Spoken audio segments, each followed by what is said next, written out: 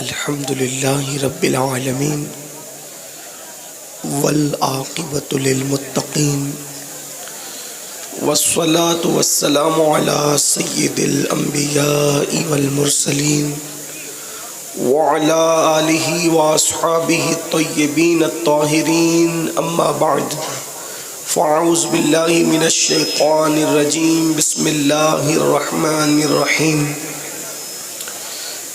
تلک الرسل فضلنا بعدهم على بعد منهم من کلم اللہ ورفع بعدهم درجات صدق اللہ العظیم. غوث اعظم بمن بے سر و ساما مدد قبلہ دین مدد کعبہ ایمان مدد انتظار کرم تستمن عینی را اے خدا جو خدا بینو خدا دا مدد بگرداب بلا افتادہ کشتی ضعیفانو شکستہ رات و پشتی بحق کے خواجہ عثمان ہارون مدد کن یا معین الدین چشتی مدد کن یا معین الدین چشتی مدد کن یا معین الدین چشتی. ممبر پر رونق افروز ذوی الاحترام ذوی الاحتشام باصفا علماء کرام، حاضرین محفل، پردہ نشین ماؤں اور بہنوں، السلام علیکم ورحمۃ اللہ وبرکاتہ. وعلیکم السلام ورحمۃ اللہ.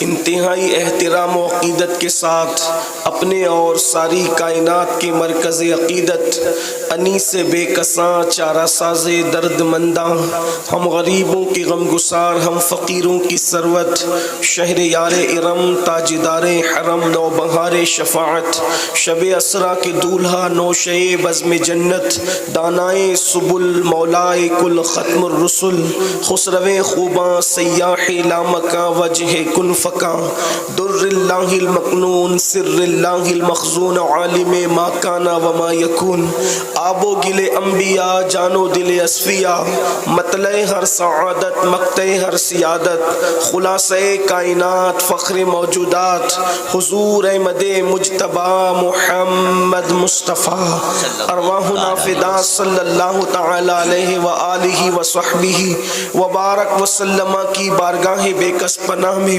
جس طریقے سے پڑھاؤں بلند آواز سے میرے ساتھ مل کر پڑھیں. الصلاۃ والسلام علیک یا رسول اللہ، علیک یا رسول اللہ، الصلاۃ والسلام علیک یا نبی اللہ، الصلاۃ والسلام علیک یا نبی اللہ، الصلاۃ والسلام علیک یا حبیب اللہ، الصلاۃ والسلام علیک یا حبیب اللہ، وعلی آلک واصحابک یا نور اللہ، واصحابک یا نور اللہ، صلی اللہ تعالی علیہ وسلم. وہاں کیا جود و کرم ہے شہ بتہا تیرا، وہاں کیا جود و کرم ہے شہ بتہا تیرا، نہیں سنتا ہی نہیں مانگنے والا تیرا، تھارے چلتے ہیں عطا کے وہ ہے قطرہ تیرا، تارے کھلتے ہیں سخا کے وہ ہے ذرہ تیرا، اور فرش والے تیری شوکت کا علو کیا جانے، خسرواں عرش پہ اڑتا ہے فریرا تیرا، اور میں تو مالک ہی کہوں گا کہ ہو مالک کے حبیب، میں تو مالک ہی کہوں گا کہ ہو مالک کے حبیب، یعنی محبوب و محب میں نہیں میرا تیرا، اور تیری سرکار میں لاتا ہے رضا اس کو شفیع جو میرا غوث ہے اور لاڈلا بیٹا تیرا، اور وہ غوث کیا ہے واہ کیا مرتبہ اے غوث ہے بالا تیرا، واہ کیا مرتبہ اے غوث ہے بالا تیرا، اونچے اونچوں کے سروں سے قدم اعلیٰ تیرا، اونچے اونچوں کے سروں سے قدم اعلیٰ تیرا، اور سر بھلا کیا کوئی جانے کہ ہے کیسا تیرا، اولیاء ملتے ہیں آنکھیں وہ ہے تلوہ تیرا، نبوی ذل علوی برج بطولی منزل، حسنی چاند حسینی ہے اجالا تیرا، نبوی مہ علوی فصل بطولی گلشن، حسنی پھول حسینی ہے مہکنا تیرا، اور کیوں نہ قاسم ہو کہ تو ابن ابو القاسم ہے، کیوں نہ قاسم ہو کہ تو ابن ابو القاسم ہے، کیوں نہ قادر ہو کہ مختار ہے بابا تیرا، کیوں نہ قادر شاکر کے مختار ہے بابا تیرا، اور شکر کے جوش میں جو ہے وہ تجھے کیا جانے، شکر کے جوش میں جو ہے وہ تجھے کیا جانے، خضر کے ہوش سے پوچھے کوئی رتبہ تیرا، خضر کے ہوش سے پوچھے کوئی رتبہ تیرا، اور تو حسینی حسنی کیوں نہ محی الدین ہو، تو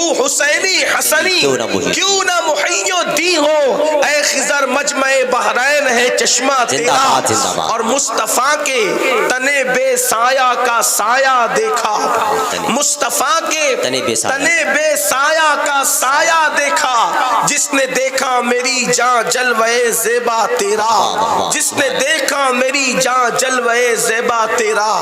آج مبارک پور کی سرزمین پر جوار حضور حافظ ملت میں، دیار حضور حافظ ملت میں دو خاص عنوان پر ادارہ فدایانہ حضرت اویس قرنی کے احباب نے ایک محفل سجائی ہے جس کا عنوان ہے مصطفیٰ جان رحمت صلی اللہ علیہ وآلہ وسلم کی شان، اور دوسرا عنوان پیر پیراں میر میراں شاہ جیلاں سیدنا شیخ عبد القادر جیلانی سرکار غوث پاک رضی اللہ تعالیٰ عنہ کی شان۔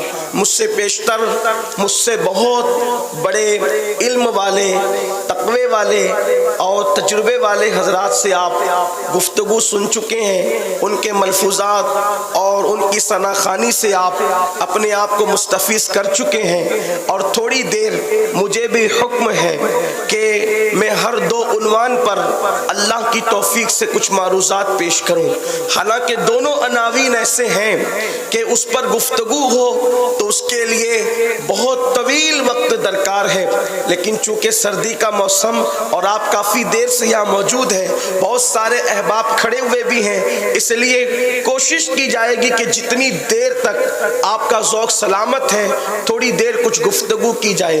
میں نے قرآن مقدس کی آیات سے ایک آیہ کریمہ کے کچھ حصے کی تلاوت کرنے کا شرف حاصل کیا ہے، جس میں اللہ تبارک و تعالیٰ نے انبیاء کرام کی شان کو بیان فرمایا۔ اللہ پاک ارشاد فرماتا ہے تِلْكَ الرُّسُلُ فَضَّلْنَا بَعْضَهُمْ عَلَى بَعْضٍ، کہ یہ وہ رسول ہیں جن میں ہم نے بعض کو بعض پر فضیلت عطا فرمائی ہے، اور پھر اشارہ کیا جاتا ہے منہم من کلم اللہ، اور بعض وہ ہیں ان میں سے کہ جن سے اللہ نے کلام فرمایا، اور پھر فرمایا جاتا ہے وَرَفَعَ بَعْضَهُمْ دَرَجَاتٍ، اور ان میں بعض وہ ہیں جن کو اللہ نے درجوں بلند کیا۔ اس کا مطلب یہ ہے کہ جن سے کلام کیا یہ کوئی چھوٹا موٹا شرف نہیں ہے کہ اللہ کسی کو کلیم بنائے، کسی سے کلام کرے، بہت بڑی بات ہے کہ اللہ کسی کو شرف ہم کلامی عطا فرمائے، لیکن مفسرین فرماتے ہیں کہ جس سے اللہ نے کلام کیا اشارہ حضرت موسیٰ علیہ السلام کی طرف ہے کہ اللہ نے ان سے کلام فرمایا، یعنی یہ ہے کہ اگر کوئی بندہ حضرت سیدنا موسیٰ علیہ السلام کی شان بیان کرے تو یہ کہہ سکتا ہے کہ ان کی انتہائی شان یہ ہے کہ اللہ نے ان سے کلام فرمایا، یہ ان کی شان ہے، یعنی کہ متعین کر دیا، تعین کر دیا کہ اللہ نے ان سے کلام فرمایا۔ اس کے آگے اگر کوئی بڑھے گا تو وہ مبالغہ ہوگا، یعنی کہ کلام فرمایا اتنا کہو، اب اگر کوئی یہ کہے کہ انہوں نے اللہ کو دیکھ لیا یہ مبالغہ ہوگا، اس کی اجازت نہیں ہے۔ لیکن آگے فرمایا جا رہا ہے وَرَفَعَ بَعْضَهُمْ دَرَجَاتٍ، اور بعض وہ ہے اللہ نے جن کو درجوں بلند کیا، اور اس سے مراد ہم سب کے آقا و مولا مصطفیٰ جان رحمت صلی اللہ علیہ وآلہ وسلم کی شان ہے، جن کے بارے میں اللہ فرماتا ہے کہ ہم نے ان کو درجوں بلند کیا۔ کتنا بلند کیا اس کی حد اللہ نے بیان نہیں فرمائی، بلکہ فرماتا ہے وَلَلْآخِرَةُ خَيْرٌ لَكَ مِنَ الْأُولَىٰ، آپ کی آنے والی گھڑی پچھلی گھڑی سے بہتر ہے۔ وَرَفَعْنَا لَكَ ذِكْرَكَ، آپ کے لیے آپ کے ذکر کو بلند کیا۔ تو مصطفیٰ جان رحمت کا مقام، ان کا مرتبہ، ان کی عظمت، ان کی بزرگی کو اللہ نے متعین نہیں فرمایا. کیا فرمایا؟ ہم نے ان کو درجوں بلند کیا. اللہ اکبر. آپ اندازہ تو فرمائیں کتنا بلند کیا, اس کا کوئی تذکرہ نہیں. کتنا بلند کیا, اس کی کوئی حد نہیں. اب اس سے پتا چلا اگر کوئی بندہ یہ کہتا ہے کہ نبی کی ایک حد مقرر ہونی چاہیے, اللہ اکبر, جن کی فضیلت اور شان کی حد اللہ متعین نہ کرے, اس کی حد کون مقرر کر سکتا ہے؟ کون متعین کر سکتا ہے؟ اب دیکھو اللہ فرماتے ہم نے درجوں بلند کیا. یہ میرے آقا کی شان ہے. کتنا بلند کیا, اللہ اکبر. ان کا ذکر اذانوں میں سن رہے ہیں, کتنا بلند کیا. ان کا ذکر نماز میں موجود ہے, کتنا بلند کیا. ان کے ذکر سے قرآن مقدر کی سطر سطر ان کے ذکر کے حوالے سے چمک رہی ہے. اندازہ تو فرمائے, اللہ اکبر. اب میرے آقا علیہ الصلوۃ والتسلیم کے دیوانوں, یہاں پر ایک بات اور بھی ساتھ میں لیتے ہیں. دیکھو اللہ اکبر, مصطفیٰ جان رحمت کے نام کی بھی محفل ہے اور غوث پاک کے نام کی بھی محفل ہے. ہم دونوں کا تذکرہ ساتھ ساتھ کرتے ہیں. اگر آپ محسوس کر سکتے تو محسوس کریں.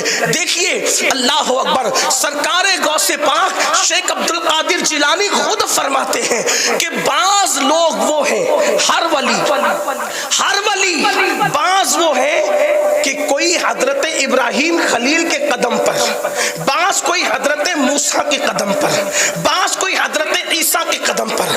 یعنی غوث پاک فرماتے ہیں ہر ولی کسی نہ کسی نبی کے قدم پر ہوتا ہے. ہر ولی کسی نہ کسی نبی کے قدم پر ہوتا ہے. قدم پر ہونے کا کیا مطلب؟ جس کو ولایت ابراہیمی دی گئی, یعنی جس نے ابراہیم علیہ السلام کے قدم پر ولی ہوا, تو ابراہیم علیہ السلام کی زندگی کا عکس جمیل اس ولی کی زندگی میں آپ کو نظر آئے گا. اسی طرح اگر کسی کی ولایت موسوی ہے تو موسیٰ علیہ السلام کی زندگی کی جھلکیاں, ان کا عکس پاک اس کی زندگی میں نظر آئے گا کہ جس کو اللہ نے ولایت موسوی عطا فرمائی. اب غوث پاک فرماتے ہیں کوئی کسی نبی کے قدم پر, کوئی کسی نبی کے قدم پر, فرمایا عبد القادر جیلانی اپنے جد کریم محمد الرسول اللہ کے قدم پر ہے. زندہ باد زندہ باد زندہ باد. فرمایا جہاں جہاں مصطفیٰ جان رحمت نے قدم رکھا, جہاں جہاں مصطفیٰ جان رحمت نے قدم رکھا, وہاں وہاں عبد القادر جیلانی نے قدم رکھا. بس ایک مقام ایسا ہے کہ جہاں نبی نے قدم رکھا اور عبد القادر نے قدم نہیں رکھا, وہ جگہ نبوت کی جگہ ہے, وہاں عبد القادر کا قدم نہیں ہے. اللہ اکبر. فرماتے ہیں جب میں نے سفر کیا اللہ رب العزت کی طرف, تو میرا ہم سفر کوئی نہ بن سکا سوائے محمد الرسول اللہ کے. اب دونوں باتیں ساتھ ساتھ چلے گی. گویا کہ اب مصطفیٰ جان رحمت کے جلووں کو دیکھنا ہے تو شیخ عبد القادر جیلانی کی زندگی کو دیکھیں. اسی کو تو میرے امام کہتے ہیں مصطفیٰ کے تنے بے سایہ کا سایہ دیکھا, مصطفیٰ کے تنے بے سایہ کا سایہ دیکھا, جس نے دیکھا میری جان جلوے زیبا تیرا. اب آپ دیکھیں غوث پاک کو اپنے نانا, اپنے جد کریم مصطفیٰ جان رحمت سے کیسی نسبتیں حاصل ہے. میں مشابہت کی بات نہیں کر رہا ہوں, مماثلت کی بات نہیں کر رہا ہوں, لیکن میں نسبتوں کو گنانا چاہتا ہوں. غوث پاک کی عظمت کو سمجھو, غوث پاک کی بزرگی کو سمجھو, غوث پاک کی ولایت کو سمجھو. بہت سارے لوگ یہ سمجھتے ہیں کسی پروپیگنڈے کے تحت غوث پاک ہے. واللہ ایسا ہرگز نہیں ہے. سرکار غوث پاک کی شان کیا, اس کا اندازہ کرو. اللہ اکبر. میرے پیارے آقا صلی اللہ علیہ وآلہ وسلم کے دیوانوں, غوث پاک کو اپنے جد کریم سے نسبت کیا ہے. دیکھیے آئیے پہلے رسول اللہ کی شان دیکھیں. اللہ اللہ. کوئی نبی پیدائشی نبی ہے, کوئی نبی دنیا میں آ کر نبی ہے. اللہ اکبر. جیسے مثال کے طور پر حضرت یوشع ابن نون پوری زندگی جناب موسیٰ کی خدمت کرتے رہے, لیکن موسیٰ علیہ السلام کے وصال کے بعد حضرت یوشع کو نبوت ملی. اسی طرح کوئی پیدائشی نبی حضرت عیسیٰ آتے ہیں اور جھولے سے کہتے ہیں انی عبداللہ آتانی الکتاب, گویا کہ یہ جھولے سے کہہ رہے ہیں. تو گویا کوئی پیدائشی نبی, کوئی دنیا میں آنے کے بعد نبی, کوئی 40 سال ہونے کے بعد نبی. مگر قربان جائیں مصطفیٰ جان رحمت کب سے نبی ہے. کسی نے پوچھا یا رسول اللہ, اللہ نے آپ کو نبوت کب عطا فرمائی؟ تو میرے آقا فرماتے ہیں آدم و حوا پانی اور مٹی کے درمیان کی منزلیں طے کر رہے تھے اس وقت بھی میں اللہ کا نبی تھا. سبحان اللہ سبحان فرماتے اس وقت بھی آقا ارشاد فرماتے ہیں اس وقت بھی میں اللہ کا نبی تھا. کب نبی ہوئے یہ نہیں بتایا, کیونکہ اس وقت کب بھی نہیں بنا تھا, تب بھی نہیں بنا تھا, جب بھی نہیں بنا تھا, بلکہ کائنات کے بننے سے ہزاروں سال پہلے اللہ نے عالم ارواح میں انبیاء کی روحوں کو جمع کیا. قرآن کہتا ہے وَإِذْ أَخَذَ اللَّهُ مِيثَاقَ النَّبِيِّينَ, اور یاد کرو جب اللہ نے نبیوں سے عہد لیا تو عالم ارواح میں نبیوں کی روحوں کو جمع کر کے جس کی نبوت کے ڈنکے بجے اسے مصطفیٰ جان رحمت خاتم النبیین کہتے ہیں. اور اللہ اکبر, اللہ اکبر, کائنات کی ولایت میں دیکھے, ولایت کائنات میں دیکھے, ولایت کی کائنات میں دیکھے. اللہ اکبر, کوئی پیدائشی ولی ہے, کوئی دنیا میں آنے کے بعد ولی ہے. مثال کے طور پہ حضرت فضیل ابن عیاض جنگلوں میں زندگی گزری, اس وقت تک ولی نہ تھے, توبہ کی اس کے بعد ولی ہوئے. بشر حافی کی زندگی میخانے میں گزری, توبہ کی اس کے بعد ولی ہوئے. اسی طریقے سے مالک ابن دینار زندگی کہیں اور گزری, توبہ کی اس کے بعد ولی ہوئے. لیکن کچھ ولی پیدائشی ہے, سرکار غریب نواز پیدائشی ولی ہے, محبوب الہی پیدائشی ولی ہے, صابر کلیر پیدائشی ولی ہے, یہ سب پیدائشی ولی ہے. کچھ لوگ دنیا میں آنے کے بعد ولی ہوئے, کچھ لوگ پیدائشی ولی ہے. لیکن جب بات آتی ہے غوث پاک کی تو سرکار غوث پاک فرماتے ہیں ہماری ولایت عالم ارواح سے ثابت ہے. واہ واہ واہ واہ سبحان اللہ. کائنات نبوت میں نبوت کے ڈنکے عالم ارواح میں مصطفیٰ جان رحمت کے بج رہے ہیں, اور کائنات ولایت میں ولایت کے ڈنکے عالم ارواح میں سرکار غوث پاک کے حوالے سے. سبحان اللہ. دیکھو کیا نسبت ہے. تیسری نسبت, ابراہیم علیہ السلام کے دو بیٹے مشہور ہوئے, بیٹے تو اور بھی تھے, دو بیٹے مشہور ہوئے. نسبت دیکھو اپنے نانا سے, اپنے نانا کے قدم پہ کیسے قدم رکھا غوث پاک نے. دو بیٹے مشہور ہوئے, ایک اسماعیل علیہ السلام, ایک اسحاق علیہ السلام. اسماعیل علیہ السلام بڑے بیٹے, اسحاق علیہ السلام چھوٹے بیٹے. اسحاق علیہ السلام, اسماعیل علیہ السلام نبی, لیکن اسماعیل علیہ السلام کے بعد پوری نسل اسماعیل میں کوئی مشہور نبی نہیں نظر آتا, کوئی مشہور نبی. بڑے بیٹے کی نسل خاموش ہے, اور چھوٹے بیٹے اسحاق نبی, ان کے بعد یعقوب نبی, ان کے بعد یوسف نبی, ان کے بعد نیچے آ جائیں تو کبھی ایوب نبی, داؤد نبی, سلیمان نبی, موسیٰ نبی, یوشع نبی, ہارون نبی, اسی طرح عیسیٰ علیہ السلام تک. گویا کہ حضرت یعقوب سے لے کر حضرت عیسیٰ تک سارے انبیاء کرام, انبیاء بنی اسرائیل کس کی نسل میں؟ چھوٹے بیٹے اسحاق علیہ السلام کی نسل میں.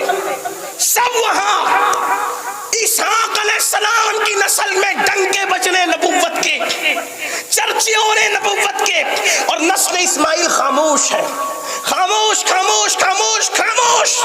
حتیٰ کہ یہ نسل اسماعیل بڑے بیٹے کی نسل خاموش.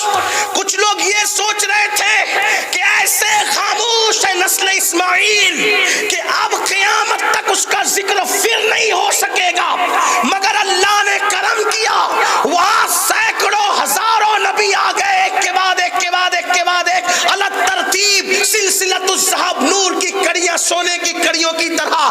لیکن یہاں پوری نسل خاموش ہے, مگر اللہ نے اسماعیل علیہ السلام کی نسل پہ کرم کیا اور ایک ہی کو پیدا کیا, لیکن نبیوں کا سردار بنا کر کے پیدا کیا. زندہ باد زندہ باد. ایک ہی آیا نبیوں کا سردار بن کر. سبحان اللہ سبحان اللہ. زندہ باد زندہ باد زندہ باد. ماشاء اللہ.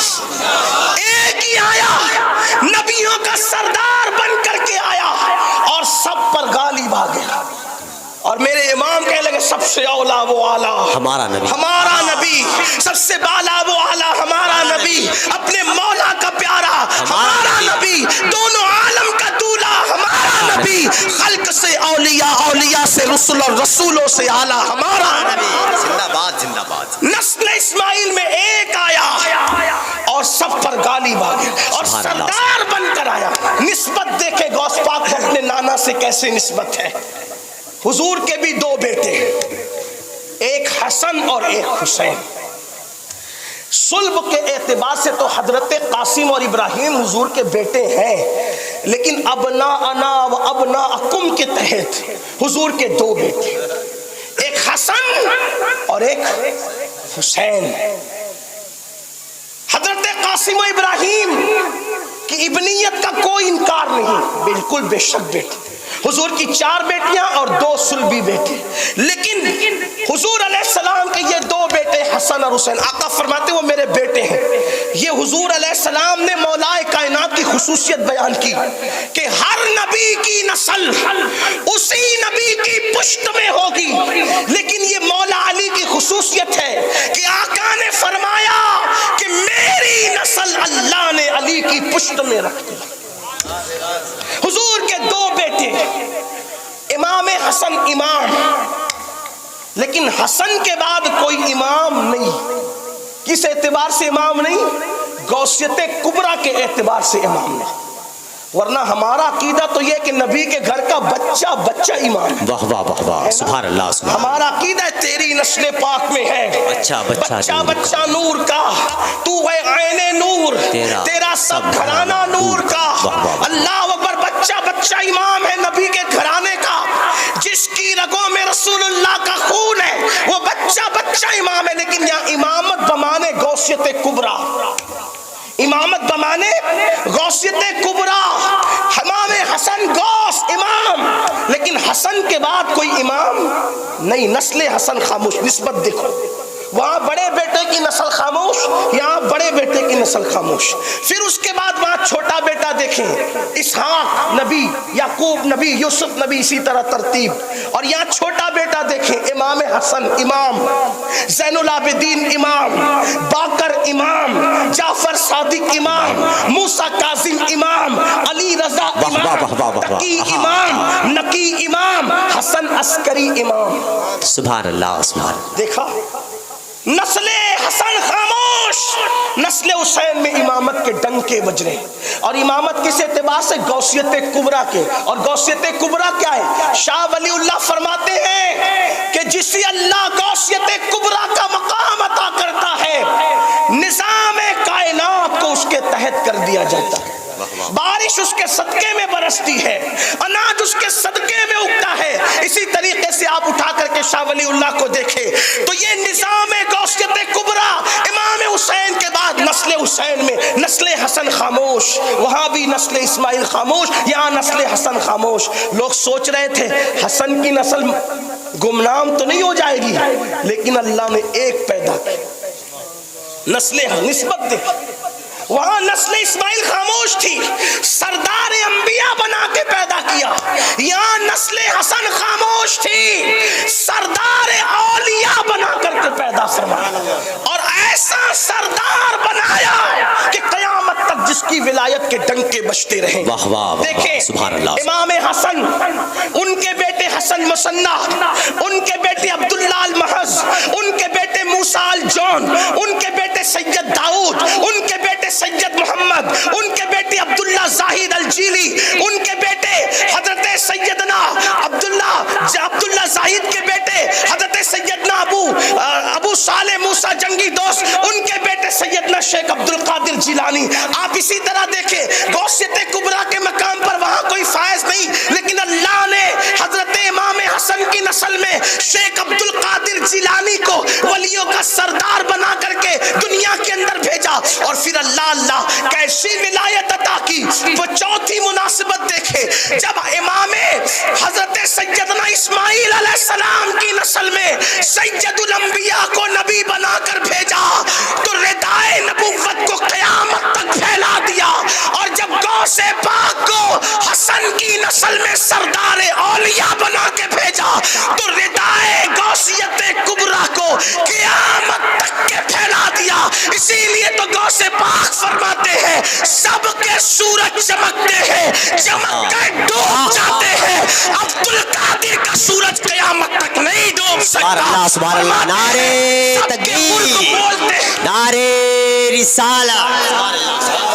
سب کے مرغ بولتے ہیں, بول کے چپ ہوتے ہیں, عبد القادر کا مرغ قیامت تک چپ نہیں ہو سکتا. اسی کو میرے امام کہتے ہیں مرغ سب بولتے ہیں, بول کے چپ ہوتے ہیں, ہاں اصیل ایک نوا سنجا رہے گا تیرا. پھر آپ دیکھیں کائنات نبوت میں میرے نبی کے آگے سب نے ادب سے گردنیں جھکائی اور مسجد اقصی میں سب پیچھے کھڑے رہے.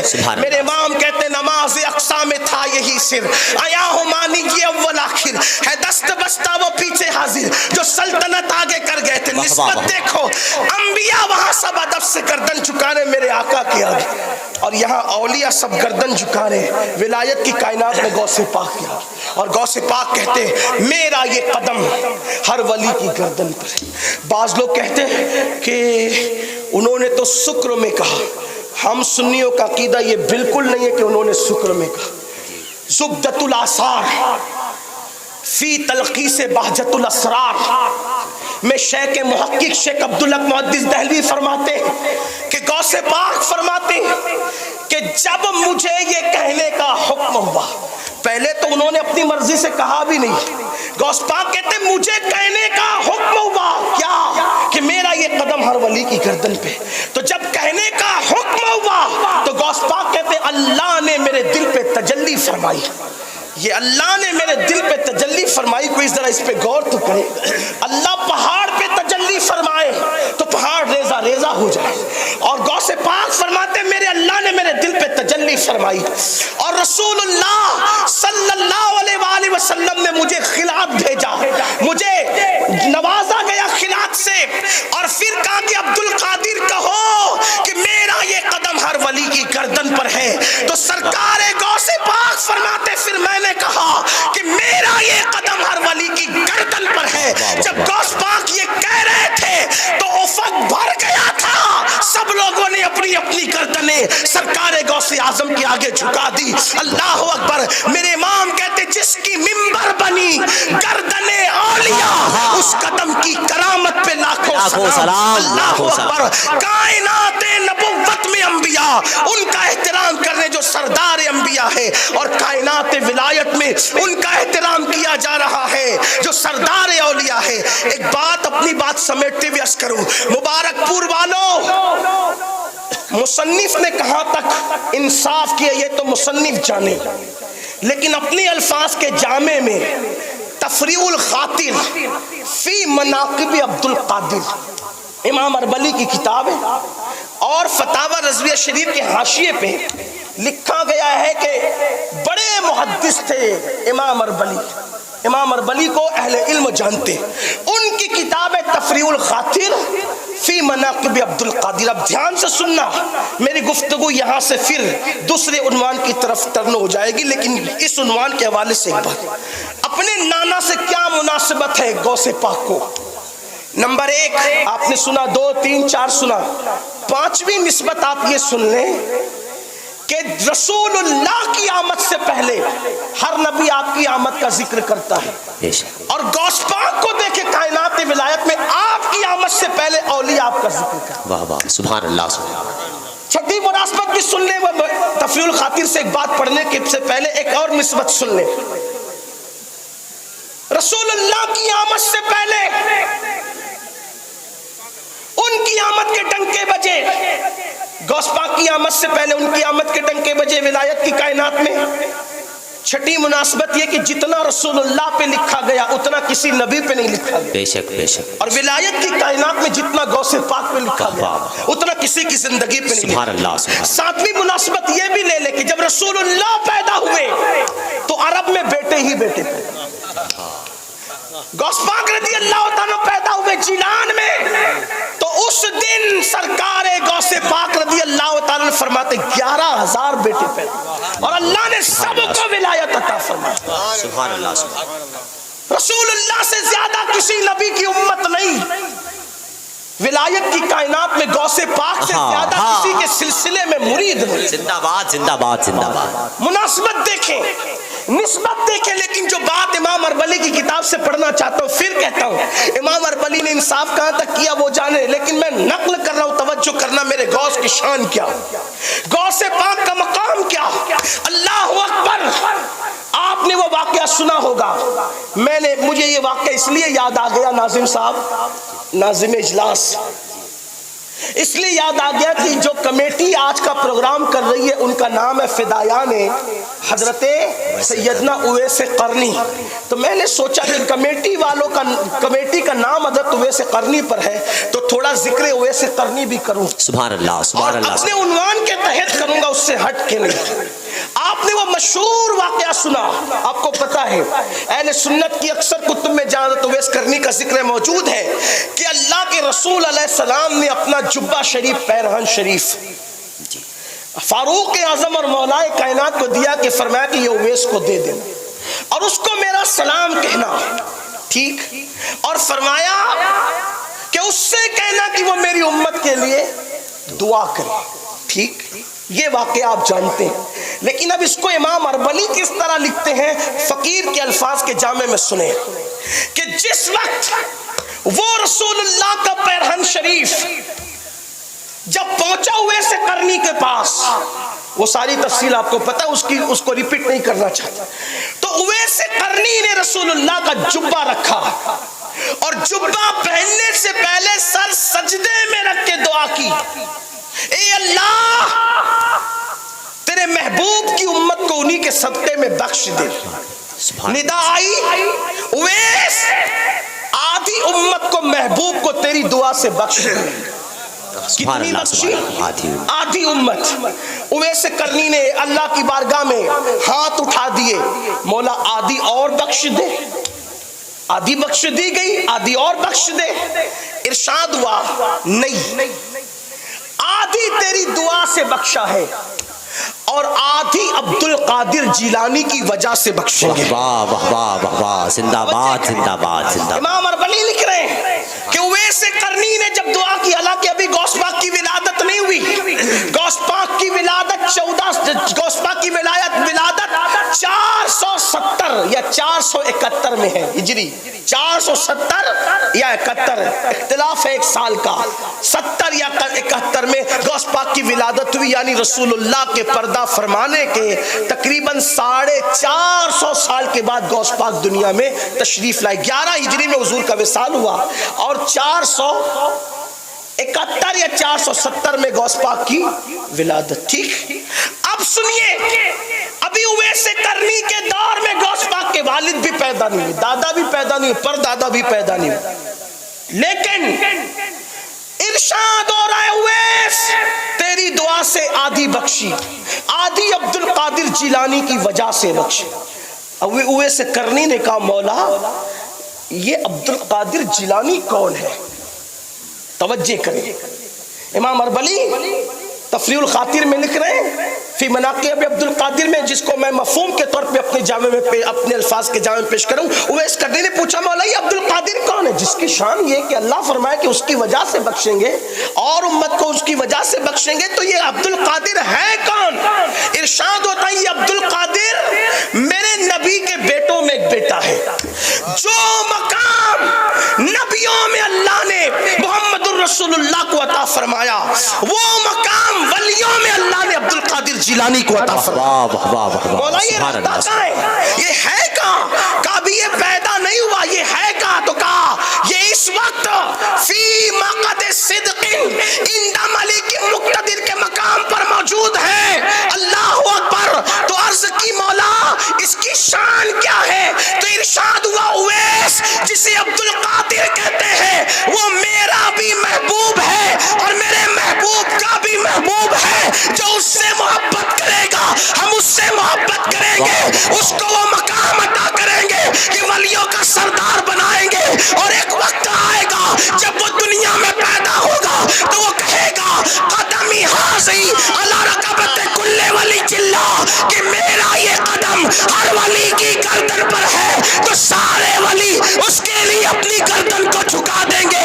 اویس قرنی کا اتنا سننا تھا, عرض کیا مولا جب لوگ جھکائیں گے جب وہ کہے گا تو گواہ رہنا.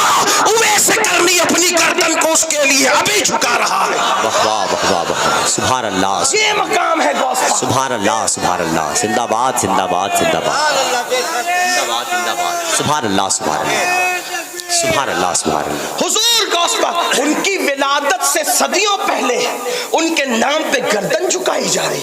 اور دیکھیں سید الطائفہ طاؤس المحضر جنید بغدادی رضی اللہ تعالیٰ ایک مرتبہ خطبہ دیتے ہوئے کہتے ہیں میری بھی گردن پہ آپ کا قدم ہے. مریدوں نے پوچھا حضور آپ نے خطبے کے درمیان کس کا قدم گردن پہ لیا؟ فرمایا مجھ سے کہا گیا کہ بغداد میں نبی کا ایک شہزادہ ظاہر ہوگا اور کہے گا میرا یہ قدم ہر ولی کی گردن پہ. میں نے کہا جب لوگ جھکائیں گے تب جھکائیں گے, میں نے ابھی جھکا دیا. سبحان اللہ سبحان اللہ. پیدائش سے پہلے. اب سوچو جس کو اتنا بلند مقام ملا, توجہ کرنا میری قوم کے جوانوں, توجہ کرنا, جس کو اتنا بلند مقام ملا ولایت کی دنیا میں کہ جس کے ہاتھ سے مردے زندہ ہوئے. سبحان اللہ سبحان اللہ. جس نے ٹھوکروں سے مردے زندہ کی. ایک نسبت اور بیان کر دوں نوجوانوں کی معلومات کے لیے. بیت المقدس 2 مرتبہ آزاد ہوا اسلامی تاریخ میں. 1450 سالوں میں بیت المقدس کتنی مرتبہ آزاد کرایا گیا؟ 2 مرتبہ. پہلی مرتبہ جو آزاد ہوئے وہ نبی کے تربیت یافتہ لوگوں نے آزاد کرایا. بیت المقدس کو پہلی بار نبی کے تربیت یافتہ لوگوں نے آزاد کرایا.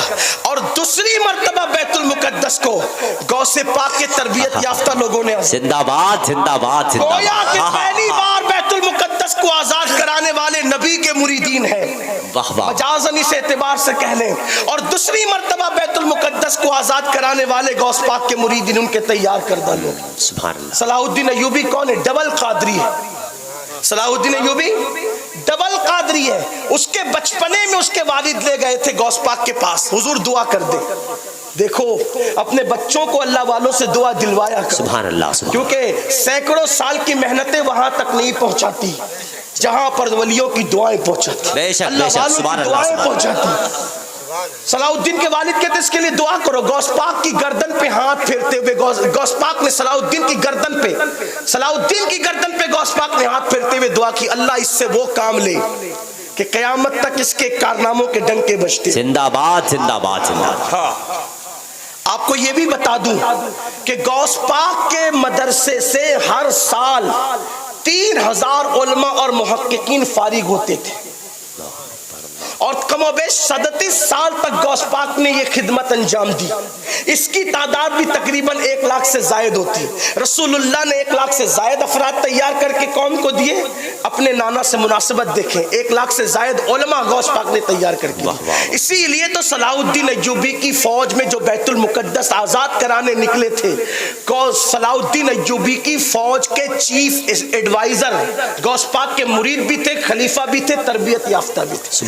بلکہ ایک بات مجھے یاد آتی ہے کہ حضرت صلاح الدین ایوبی جب بستر پہ دنیا سے جانے لگے تو کسی نے کہا صلاح الدین تم نے اتنی بے جگری سے لڑائیاں کی, موت کے منہ میں گئے لیکن نکل کے بچ کے واپس آئے, تمہاری گردن کو کوئی کاٹ نہ سکا. تو صلاح الدین کہتے وہ گردن پہ تلوار کیسے چل سکتی ہے جس پر مرشد غوث پاک کا ہاتھ پھرایا. زندہ باد زندہ باد زندہ باد. نسبتیں دیکھیں. سبحان اللہ سبحان اللہ. یہ بات زندہ باد زندہ باد. سبحان اللہ سبحان اللہ. نسبتیں دیکھیں. لیکن مجھے حیرت ہے جس کے ٹھوکروں سے مردہ زندہ ہو, جس کو اللہ قسمیں دے دے کے کھلائے. امام کہتے قسمیں دے دے کے کھلاتا ہے پلاتا ہے تجھے, پیارا اللہ تیرا چاہنے والا تیرا, جو نبی کے بے سائے کا سایہ بن کر دنیا میں آئے. اس کے دل میں اللہ کی خشیت کا عالم کیا ہے, اللہ کے خوف کا عالم کیا ہے. ذرا توجہ کرنا, آج ہماری زندگیوں میں جمعہ کی 2 رکعت کے علاوہ اور نمازیں ہے بھی نہیں. مجھے بہت افسوس ہوتا ہے, اتنا بڑا بڑا مجمع دیکھ کر لوگ خوش ہوتے ہیں کہ ہماری قوم اتنی آ گئی, کامیاب ہو گئے ہم, لیکن مجھے صدمہ ہے اتنا بڑا مجمع دیکھ کر. وجہ میری قوم سننے کے لیے تو ہزاروں کی تعداد میں جمع ہے, لیکن میری قوم عمل کرنے کے لیے ہزاروں کی تعداد میں جمع نہیں ہوتی. اتنی بڑی تعداد مبارک پور کی یہاں موجود ہے. اگر یہی قوم فجر کی نماز میں اتنی تعداد میں مسجد میں پہنچنے لگے تو پھر انقلاب کا عالم کیا ہوگا. بڑی معذرت کے ساتھ مبارک پور والوں, ہم سننے کے لیے تو جمع ہوتے ہیں لیکن ہم عمل کے لیے جمع نہیں نہیں ہوتے. اور انقلاب سننے سے نہیں آتا, انقلاب عمل سے آتا ہے. اللہ اکبر.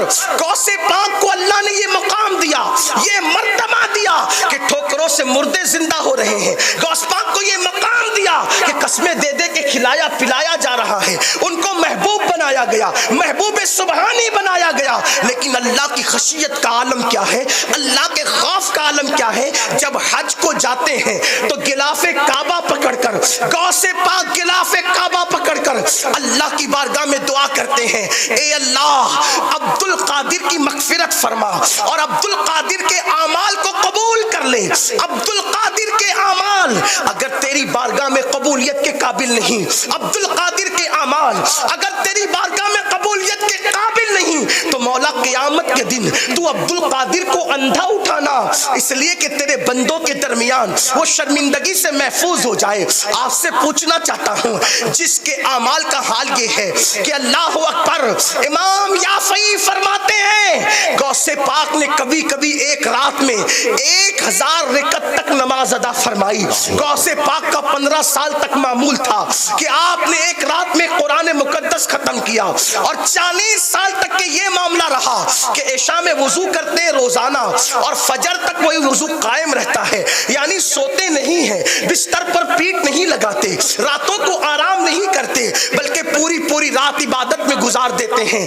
اب میں پوچھنا چاہتا ہوں ولیوں سے محبت کرنے والوں سے, اب پوچھنا چاہتا ہوں عشق رسول کا دعویٰ کرنے والوں سے, غوث پاک تو 40 سال تک عشاء کے وضو سے فجر پڑھ رہے روزانہ, ہم عشاء کے وضو سے کم عشاء تو پڑھیں اور فجر کے وضو سے کم فجر تو پڑھیں. اللہ اکبر. آج میری قوم یہ شکوے کر رہی ہے, میری قوم شکایت کر رہی ہے, مولانا دیکھو دنیا میں ہمیں مارا جا رہا ہے, دنیا میں ہمیں پیٹا جا رہا ہے, دنیا میں ہمیں قتل کیا جا رہا ہے, دنیا میں ہمارے گھروں کو آگ لگائی جا رہی ہے. میں کہوں گا جس قوم نے اللہ کے گھر کو ویران کر دیا, اس قوم کے گھروں کو آباد کیسے کیا جا سکتا ہے؟ اللہ اکبر. وہ کون سا جرم ہے, وہ کون سا گناہ ہے جو مسلم امہ کے جوانوں کی زندگی میں نہیں؟ بد نگاہی سے لے کر بدکاری کے اڈے تک ہمارے جوان گناہوں کے اڈوں پہ نظر آ رہے ہیں. میں پوچھنا چاہتا ہوں, کیا اللہ نے جوانی پاپ کے لیے دیا تھا؟ کیا اللہ نے جوانی آوارگی کے لیے دیا تھا؟ کیا اللہ نے جوانی, اللہ اکبر, آنکھوں کو آوارہ کرنے کے لیے دیا تھا؟ کیا اللہ نے جوانی بدکاری کے لیے دیا تھا؟ کیا یہ اللہ کا پیغام بھول گئے؟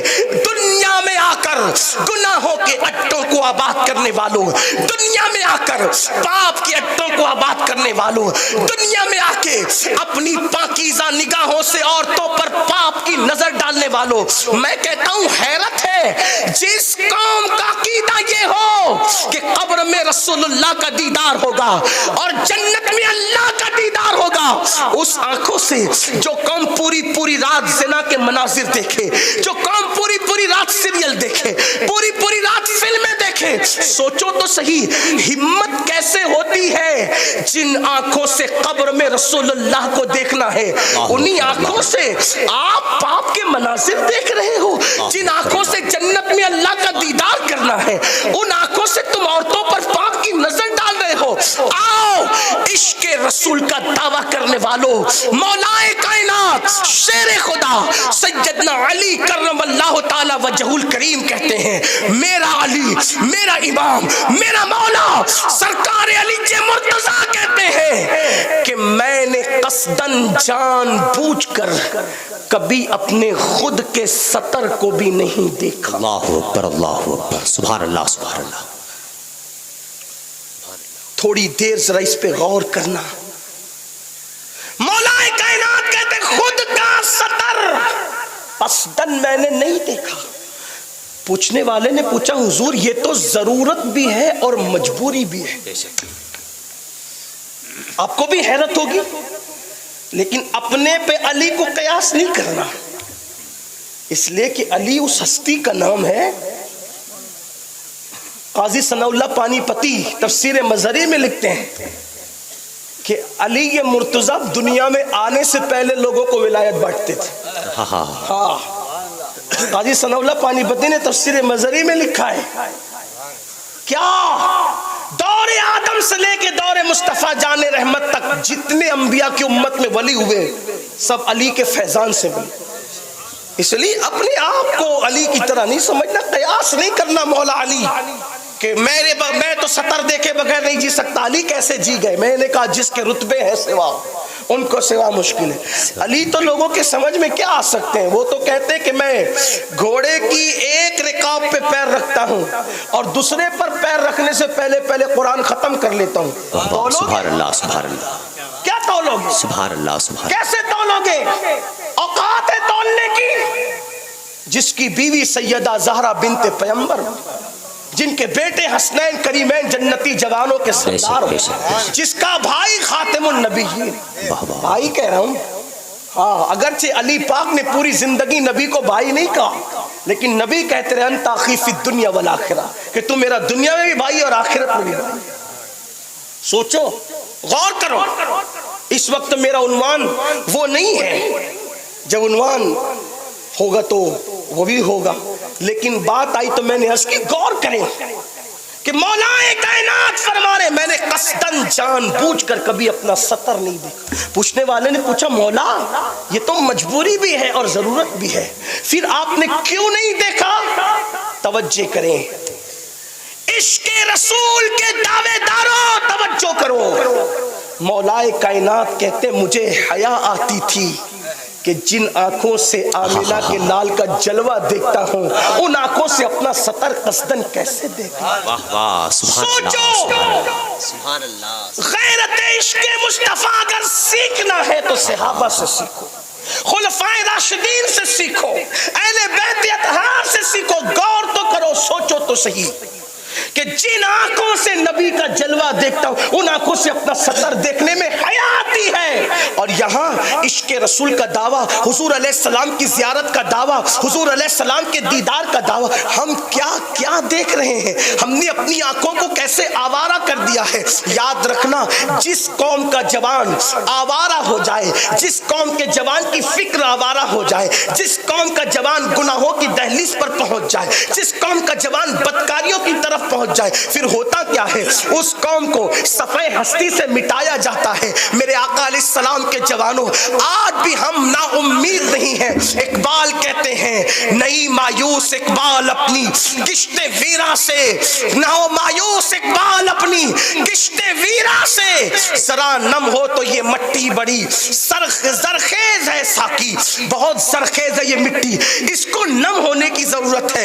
اے میری قوم کے جوانوں, یقیناً تمہارے دلوں میں عشق رسول کے چراغ جل رہے ہیں, تمہارے دلوں میں محبت رسول کے چراغ جل رہے ہیں, تمہارے دلوں میں صحابہ, اہل بیت, خلفائے راشدین, اولیاء کاملین کے چراغ جل رہے ہیں. لیکن دنیا نے تمہیں راستے سے ہٹانے کی کوشش کی, دنیا نے تمہیں برائیوں سے کی دہلیز پہ لانے کی کوشش کی, دنیا نے تمہیں اللہ کے گھر سے دور کر کے گناہوں کے اڈوں کو آباد کرنے والا بنا دیا. ذرا احساس تو کرو, ذرا سوچو تو صحیح, دنیا میں کیوں آئے تھے, آنے کا مقصد کیا تھا, اور ہم کیا کر رہے ہیں. قرآن کہتا ہے الذی خلق الموت والحیات لیبلوکم ایکم احسن عملا, کہ ہم نے موت اور زندگی کو پیدا کر کے تمہارا امتحان لیا, تمہیں آزمایا کہ کون تھوڑی سی زندگی کو پا کر اچھا عمل کرتا ہے. اور ہم گناہ میں لگ گئے, اور لوگ یہ سوچتے ہیں ارے اللہ تو معاف کرنے والا ہے, اللہ تو کریم ہے, معاف کر دے گا.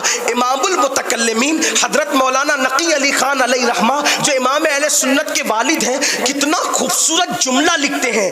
فرماتے ہیں اللہ کو کریم جان کر گناہ کرنے والے, اللہ کو کریم جان کر گناہ کرنے والے, اللہ کو قادر جان کر زہر کیوں نہیں کھاتا. اللہ اکبر اللہ اکبر.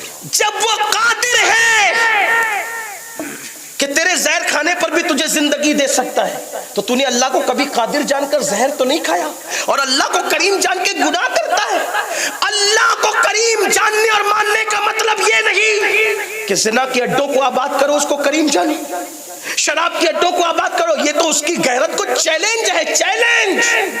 اس کو کریم جاننے کا مطلب بزرگوں سے سیکھو, نیکیاں کرتے اور اللہ سے ڈرتے, سبحان اللہ, عبادت کرتے اللہ سے ڈرتے, تقوی پرہیزگاری کرتے اللہ سے ڈرتے. دیکھو تو صحیح سرکار غوثیت مآب شیخ عبد القادر جیلانی, ایک مرتبہ عید کے دن غوث پاک کو کسی نے روتے ہوئے دیکھا, تو عرض کیا یا غوث الثقلین آپ رو رہے ہیں؟ فرمایا ہاں، عید کے دن کہ عبد القادر کی عید اس دن ہوگی جس دن اس کا ایمان پر خاتمہ ہو. زندہ باد زندہ باد. سبحان اللہ سبحان اللہ سبحان اللہ سبحان اللہ. آج ہم جنت کے ٹھیکیدار ہو گئے. جمعہ کی 2 رکعت پڑھ کر مسجد سے ایسے بھاگتے ہیں جیسے اسکول کی چھٹی ہونے پر بچے کلاس روم سے بھاگتے. جس قوم کا دل مسجد میں نہ لگے وہ قوم عزت کے ساتھ زمین پہ کیسے جیے؟ بے شک بے شک بے شک. عشق رسول کا دعویٰ. مجھے حیرت ہے جن کا عشق رسول ان کو مسجد تک نہیں لے جاتا فجر کی نماز میں، تو ان کا عشق رسول انہیں جنت میں کیا لے جائے گا؟ بہت اچھا. بے شک بے شک. عشق رسول تو پہلی رات کی دلہن کا حجرہ چھڑوا کر میدان میں جان. زندہ باد زندہ باد زندہ باد زندہ باد زندہ باد. عشق رسول کبھی کمزور نہیں ہے. عشق رسول واقعی جنت تک لے جائے. لیکن میں پوچھنا چاہتا ہوں اتنا کمزور عشق رسول آپ کا کہ جو مسجد کے زینے تک نہ لائے؟ عشق رسول تو وہاں لے جاتا ہے جہاں فرشتوں کی پرواز بھی تھک جاتی ہے. عشق مصطفیٰ وہاں لے جاتا ہے. کوئی اڑ کے رہ گیا بام تک، کوئی کہکشاں سے گزر گیا. عاشقوں کی زندگی تو دیکھو. اس کا مطلب یہ کہ ہم عشق رسول کا دعویٰ کر رہے ہیں لیکن عشق رسول ہے کہاں؟ محبت رسول ہے کہاں؟ ارے جسے عشق ہوتا ہے پہلی بات اس کی عاشق کی پہلی نشانی یہ ہے کہ اس کی نیند اڑتی ہے، اس کو نیند نہیں آتی. اور ہم کیسے عاشق کہ فجر میں ہم اٹھتے ہی نہیں. اور لوگ کہتے ہیں میری آنکھ نہیں کھلتی فجر میں. میں کہتا ہوں ٹرین پکڑنے کے لیے کھلتی ہے، بچے کو اسکول پہنچانے کے لیے کھلتی ہے، نوکری پہ جانے کے لیے کھلتی ہے، اللہ کی عبادت کے لیے نہیں کھلتی. اور ہم کیا کہیں؟ ہم تو جنتی ہے، ہمیں جنت میں جانے سے کون روکے گا؟ میں کہتا ہوں اللہ کے بندو، جس کی زندگی میں خوف خدا نہیں، گناہوں کی آبادی، گناہ گناہ گناہ، وہ کیسے دعویٰ کر رہے ہیں عشق جو وہ جنت میں جانے کا؟ جن کے باپ دادا جنت بیچتے رہے، جنت بانٹتے رہے، بلکہ خود کو جن کو جنت بانٹنے کا اللہ نے اختیار دیا، ان لوگوں کا خوف تو دیکھو. ایک نام آپ نے سنا ہوگا، حضرت سیدنا امام جعفر صادق. امام جعفر صادق کو جانتے؟ چھٹے امام اہل بیت. اور کیسے امام ہے پتہ ہے؟ امام جعفر صادق امام اعظم جن کی جوتیاں درست کرتے، امام اعظم کروڑوں حنفیوں کے امام جن کی جوتیاں سیدھی کرتے. میں حیران ہوں جب جوتیاں سیدھی کرنے والا اتنا بڑا ہے تو جس کی جوتیاں ہوگی وہ کتنا بڑا ہے. سبحان اللہ سبحان اللہ. توجہ کرنا. سبحان اللہ سبحان اللہ. امام اعظم کہتے ہیں کہ اگر امام جعفر صادق نہ ملے ہوتے تو نعمان ہلاک ہو گیا ہو. یہ امام جعفر صادق. داتا صاحب، داتا علی حجویری جانتے ہیں نا؟ داتا علی حجویری رحمت اللہ تعالی علیہ، یہ کون ہے پتہ ہے؟ امام حسین کی، امام حسن کی نسل 2 بیٹوں سے چلی. امام حسن کی نسل ایک تو حضرت امام حسن مصنع سے اور ایک تو حضرت زید سے. تو جو جناب زید کی اولاد سے نسل حسن چلی، یہ زید شہید مظلوم نہیں، وہ امام زین العابدین کے بیٹے. ایک امام حسن کے بیٹے تھے زید، ان سے نسل چلی. تو اسی نسل میں حضرت داتا علی حجویری پیدا ہوئی. یہ بھی حسنی سید ہے، لیکن بعد میں ایک مقام آیا وہ نسل وہیں رک گئی. اور امام حسن مصنع سے جو نسل چلی وہ آج تک چل رہی ہے. اور امام مہدی بھی جو ہوں گے وہ امام حسن کی اولاد سے. یہ بھی سن لیجیے. لیکن جو امام جعفر صادق ہے رضی اللہ تعالیٰ عنہ، ان کی شان کون بیان کر رہا ہے؟ داتا علی حجویری رحمت اللہ تعالیٰ علیہ. وہ لکھتے ہیں کہ امام جعفر صادق جب لوگوں سے مصافحہ کرتے تھے اور ملتے تھے، توجہ کیجیے، تھوڑا دھیان دینا، اہل بیت اطہار کے دل میں اللہ کا خوف، جنہیں جنت بانٹنے کا حق تھا، جنہیں جنت دینے کا حق تھا، جن کی محبتوں سے جنت ملنا ہے نا. لیکن سوچے تو صحیح ان کے دلوں کا خوف کیا تھا. امام جعفر صادق جب لوگوں سے ملتے ہیں تو کہتے ہیں وعدہ کرو اگر تمہاری بخشش ہو گئی قیامت میں تو میری سفارش کرنا. توجہ کریں، سبحان اللہ. کون کہہ رہا ہے؟ امام جعفر صادق جیسا سید. اگر تمہاری بخشش ہو گئی تو میری سفارش کرنا، اور میری بخشش ہوئی تو میں تمہاری سفارش. زندہ باد زندہ باد زندہ باد. تو لوگ کہتے ہیں حضرت آپ تو سید ہیں. امام جعفر صادق کو لوگ آپ تو، اور وہ بھی کیسا سید. علامہ عبد الرحمن جامی لکھتے ہیں اپنی کتاب میں کہ ایک مرتبہ امام جعفر صادق کے پڑوسی نے کہا کہ حضرت آپ مجھ سے ایک مکان خرید لیں. فرمایا دے دو. کتنے میں دو گے؟ تو علامہ عبد الرحمن جامی کہتے ہیں کہ امام جعفر صادق نے کہا جنت میں محل لے لو اور اپنا مکان دے دو. کچھ لوگ ہوتے ہیں عقیدے کے پکے ہوتے ہیں، کچھ لوگ ڈلمل یقین، اور ڈلمل یقین لوگوں کو کچھ نہیں ملتا، جو پکے ہوتے ہیں ان کو ملتا ہے. بے شک بے شک. حضور شیخ الاسلام نے کہا تھا نا، یقین والے کہاں سے چلے کہاں پہنچے، جو اہل شک ہے اگر میں مگر میں رہتے. تو شک والے تو ہمیشہ اگر مگر میں ہیں، لیکن اہل یقین کی بات کر رہا ہوں. امام جعفر صادق نے کہا جنت کا محل لے لے، اپنا مکان دے دے. لکھا پڑھی ہو گئی. آپ نے تحریری پرچہ دے دیا، جنت کا محل لو، اپنا مکان دو. وہ حج کو گیا جس نے مکان بیچا تھا اور اس کا انتقال ہو گیا. اس کا انتقال ہو گیا. گھر والے آئے کہا حضرت ہمارا مکان کہاں؟ میں تو خرید چکا. کہا آپ نے دیا کیا تھا؟ کہا جنت کا محل دیا تھا اور مکان جو وہ لیا تھا. اتفاق کی بات، جب وہ انتقال کیا نا تو اس نے وصیت کی تھی یہ پرچہ میرے کفن میں رکھ دینا جو امام جعفر صادق نے دیا. تو گھر والے کہنے لگے یہ بھی کوئی سودا ہے کہ جنت کا محل دے دو اور اپنا مکان دے، جو اپنا مکان دے دو، جنت کا محل لے لو، یہ کوئی سودا ہے؟ سودا تو اس سے کیا تھا. تو کہا ہمیں کیسے پتا چلے کہ اس کو محل ملا کہ نہیں ملا؟ کہا جاؤ اس کی قبر پہ جا کے پوچھو ملا کہ نہیں ملا. گھر والے قبر پر گئے اور کہا کہ بتاؤ جعفر صادق کا وعدہ کیسا تھا. تو جب وہ گئے تو انہوں نے ایک پرچہ دیکھا. ایک پرچے پہ لکھا ہوا تھا جعفر صادق کی تحریر، اس کی پشت پہ لکھا تھا کہ جو میرے امام نے کہا اللہ نے اس کو پورا کر دیا. سبحان اللہ سبحان اللہ. ایسے لوگ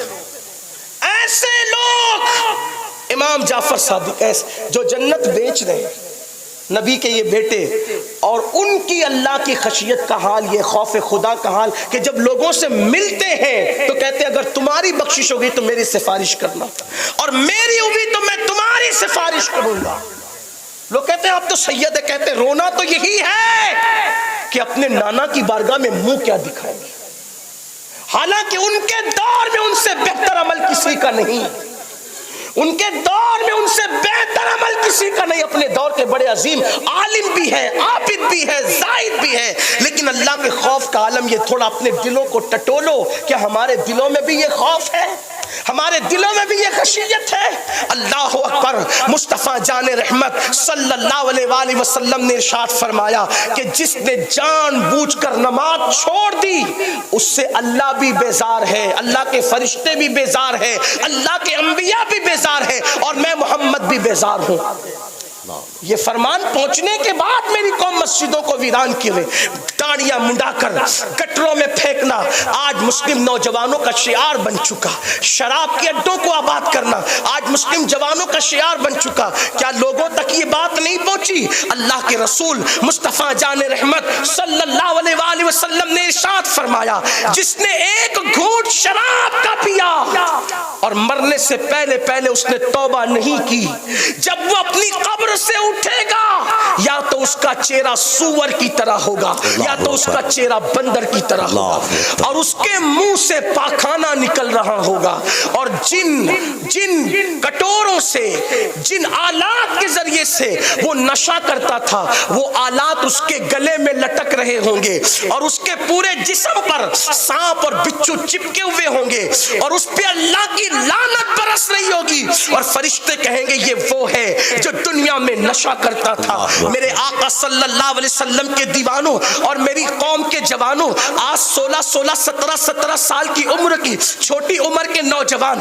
نشے کی طرف جا رہے ہیں، فیشن کے نام پہ نشے کی طرف جا رہے ہیں. سوچو تو صحیح، نشے کی لعنت نہ تمہیں پڑھنے دے گی، نشے کی لعنت نہ تمہیں آگے بڑھنے دے گی، نشے کی لعنت معاذ اللہ نہ تمہیں اللہ اکبر صراط مستقیم پر رہنے دے گی. یہ جو نشہ مسلم محلوں کے اندر عام کیا جا رہا رہا ہے. دنیا کو تمہارے ٹیلنٹ سے بہت زیادہ خوف ہے. دنیا تمہیں پڑھنے نہیں دینا چاہتی, دنیا تمہیں لکھنے نہیں دینا چاہتی. دنیا کو اچھی طرح پتا ہے جس دن مسلمان جوان پڑھ لے گا اس کا مقابلہ دنیا کی کوئی طاقت نہیں کر سکتی. لوگوں کو پتا ہے جس دن تم بزنس کے میدان میں قدم رکھو گے کوئی تم سے آگے نہیں بڑھ سکے گا. فیثاغورس کون تھا؟ اللہ اکبر. یہ تو پوچھو لوگوں سے کون تھا, اس کا تعلق کلمے والوں سے تھا. اسی طریقے سے آپ دیکھیں ابو علی سینا کو آپ دیکھ لیں, اسی طریقے سے لقمان حکیم کو آپ دیکھ لیں, ان لوگوں کا تعلق کسی نہ کسی نبی سے ہے.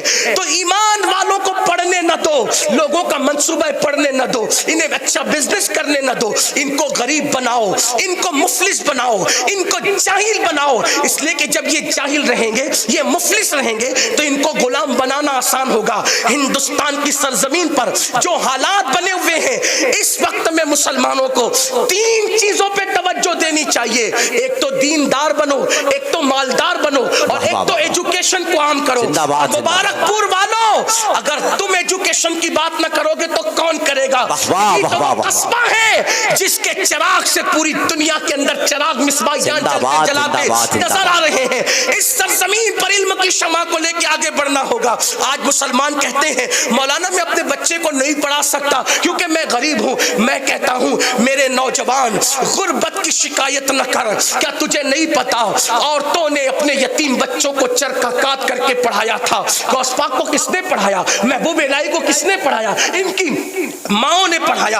اپنے خرچے پہ کنٹرول کرو. آج ایس ایس سی اور ایچ ایس سی کے بعد جو ہے ہم اپنے بچوں کو کام سے لگا دیتے ہیں, ہمارے بچے آگے نہیں بڑھ پاتے. میری گزارش ہے مبارک پور والوں, مذہب کی تعلیم کے میدان میں جس طرح ہم آگے بڑھ رہے ہیں ویسے دنیاوی ایجوکیشن کے معاملے میں بھی آگے بڑھنا چاہیے. اور یاد رکھنا اگر آپ آگے بڑھے تو, اور پھر یہ بھی کہتا ہوں ڈاکٹری بھی ہم کراتے تو بی ایم ایس والی کرواتے ہیں, مجھے اس سے کوئی اختلاف نہیں, نہ میں اس کو حقارت کی نظر سے دیکھتا ہوں, لیکن ستاروں کے آگے جہاں اور بھی ہے, ابھی عشق کے امتحان اور بھی ہے. تو شاہی یہ پرواز ہے کام تیرا, تیرے سامنے آسماں اور بھی ہے. بڑی بڑی ڈگریاں خود بھی اپنے بچوں کو دلواؤ. مولا کائنات فرماتے ہیں تمہارے ماں باپ نے تم کو جتنا پڑھایا اس سے زیادہ تم اپنی اولاد کو پڑھانا, کیونکہ تمہارے دور سے زیادہ تیز رفتار دور تمہاری اولاد کا دور ہوگا. اس لیے اگر چیلنج کو مقابلہ کرنا ہے, چیلنج سے نپٹنا ہے, چیلنج سے نپٹنا ہے, اپنی اولاد کو آگے بڑھاؤ. کیا یہ دور نہیں لا سکتے کہ اللہ اکبر کہ قوم کا جو آئی ایس ہو وہی تراویح کی امامت بھی کر رہا ہو, کوئی قوم کا آئی پی ایس ہو وہ آئی پی ایس وہ تراویح کی امامت بھی کر رہا ہو. آپ کہیں گے یہ کیسے ہو سکتا ہے؟ میں نے کہا اسی ہندوستان میں ہوا ہے کہ جو ظہر کی اذان سے پہلے ہندوستان کی عدالتوں میں فیصلہ کر رہا تھا, ظہر کی اذان کے بعد وہی مسلح امامت پہ نظر آتا ہے, اور اسی جج کو دنیا علامہ فضل خیر آبادی کے نام سے جانتی ہے. کیا وہ دور نہیں آ سکتا کہ 11 مہینے تک اکھنڈ بھارت میں حکومت کرنے والا رمضان شریف میں دلی کی جامع مسجد میں تراویح سناتا ہے وہ کون حافظ قرآن تھا کہ 11 مہینے اکھنڈ بھارت میں حکومت کرتا تھا اور پھر رمضان شریف میں دلی کی جامع مسجد میں تراویح سناتا تھا؟ اسی حافظ قرآن بادشاہ کو دنیا محی الدین اورنگزیب عالمگیر کے نام سے جانتی ہے. ہمیں پھر وہی دل لانا ہے. لوگ ترقی کریں گے آگے جا کے, ہم ترقی کریں گے نبی کے قدموں میں آ کے. لوگوں کو ترقی کرنا ہے تو آگے جائے, ہمیں ترقی کرنا ہے تو نبی کے قدموں میں آئے. آئیے بہت لمبی نہیں کرتا, بس اتنا ضرور کہوں گا اپنے اخراجات پہ کنٹرول کرو, اپنے خرچوں پہ کنٹرول کرو. آدھی روٹی کھاؤ. ہمارے ماہرہ کے بزرگوں نے پیغام دیا آدھی روٹی کھائیں گے, بچوں کو پڑھائیں گے, دیندار بنو, مالدار بنو, ایجوکیٹڈ بنو. آپ کو یہ بات کہتے ہوئے بات ختم کرنے لگا ہوں, اور ایک ہی بات عرض کروں گا, ایک بات عرض کروں گا, اس کے بعد بات مکمل کروں گا. اپنے بچوں کو انٹرنیٹ سے دور رکھو, اپنے بچوں کو اسمارٹ موبائل سے دور رکھو, اپنے اور خود بھی دور رہو. موبائل کا استعمال اتنا ہی کرو جتنی ضرورت ہے. مجھے حیرت ہے ممبر والے بھی موبائل کے بغیر نہیں رہ سکتے, مسجد کے اندر بھی لوگ موبائل کے بغیر نہیں رہ سکتے. اب تو لوگ ٹوائلٹ میں جا کر بھی موبائل موبائل نہیں چھوڑ رہے ہیں، نشہ طاری ہو گیا ہے موبائل کا. نہیں، آپ سوچتے ہیں یہ جو نئے نئے فنکشن موبائل پر آ رہے ہیں دنیا تم سے پیار کرتی ہے اس لیے نئے فنکشن آ رہے ہیں؟ نہیں، اگر ان کو تم سے پیار ہوتا موبائل میں نئے فنکشن نہ ڈالتے، وہ تمہیں روٹی کپڑا اور مکان دیتے. لیکن وہ فنکشن کیوں ڈالے؟ تاکہ تم الجھے رہو. آپ سوچو جو گندے گیم تمہارے بچے کھیلتے ہیں، اسرائیل میں اس پہ پابندی لگی ہوئی. وہ دنیا کو گیم دینے والوں کی یہاں پابندی کیوں ہے؟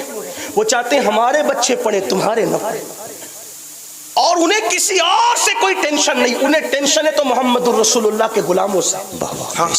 اتنا یاد رکھنا، جہاں ایمان ہے خوف انہی لوگوں سے کیا جا رہا ہے، تباہی انہی لوگوں کی طرف بھیجی جا رہی ہے، اور تم ہو کہ احساس ہی نہیں، احساس ہی نہیں.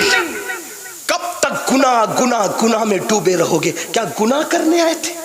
مغرب گناہ کرتے کرتے تھک گیا، یورپ گناہ کرتے کرتے تھک گیا، اور تم گناہوں میں ڈوبے جا رہے ہو. ہمارے بزرگوں نے کہا ہے جہاں گناہ ہے وہاں فنا ہے. جہاں گناہ ہوگا وہاں کبھی آبادی اور عزت نہیں ہو سکتی. دیکھ لو قرآن کہتا ہے سیروا فی الارض، زمین پر پھیل جاؤ اور زمین کی سیر کر کے دیکھو. قوم لوط ہلاک کیوں؟ گناہ کی. قوم عاد ہلاک ہوئی، گناہ کی. قوم سمود ہلاک ہوئی، گناہ کیا. قوم نوح ہلاک ہوئی، گناہ کیا.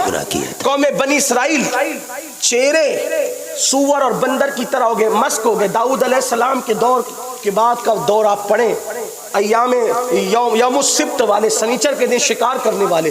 تھوڑا غور کرنا میری بات کا، میں بات جاتے جاتے بہت اہم بات کر کے جا رہا ہوں، سن لینا. قوم عاد ہلاک گناہ کی، سمود ہلاک، قوم صالح ہلاک کس کی وجہ سے؟ گناہ کی وجہ. قوم بنی اسرائیل ہلاک، یہ سب حالانکہ بنی اسرائیل سے ہی تھے ہلاک. آپ سے پوچھنا چاہتا ہوں، میری بات پر غور کرنا، برا نہیں ماننا، جواب دینا. یہ جو قوم لوط ہے، قوم عاد ہے، قوم سمود ہے، قوم صالح ہے، یہ جو ہلاک ہوئے ہیں یہ کون لوگ تھے؟ تمہیں پتہ ہے؟ پتہ ہے تمہیں؟ یہ مزدوروں کی اولاد تھے؟ نہ. یہ چماروں کی اولاد تھے؟ نہ. یہ نچلی ذات کی اولاد تھے؟ نہ. کس کی اولاد؟ قرآن کہتا ہے وہ بنی اسرائیل تھے. کون تھے وہ؟ بنی اسرائیل کا معنی کیا ہوتا ہے؟ اولاد یعقوب. ان کا شجر نسب پتہ ہے؟ جب بنی اسرائیل کہہ دیا تو یعقوب علیہ السلام کی اولاد ثابت ہو گئی. یعقوب علیہ السلام کے والد اسحاق علیہ السلام، اسحاق علیہ السلام کے والد ابراہیم علیہ السلام. بظاہر نسب کے اعتبار سے وہ یہ انبیاء کی اولاد تھے، لیکن کیوں ہلاک ہوئے؟ گناہ کی وجہ. قرآن کیا کہہ رہا ہے؟ قرآن فکر کیا دے رہا ہے؟ نکڑ پہ بیٹھ کر گناہ کا پلان کرنے والوں تھوڑی توجہ کرنا. شراب اور زنا کے اڈوں کو آباد کرنے والوں، کانوں میں ایئر فون لگا کے گانے سن کر مٹکنے والوں، تھوڑا غور کرنا.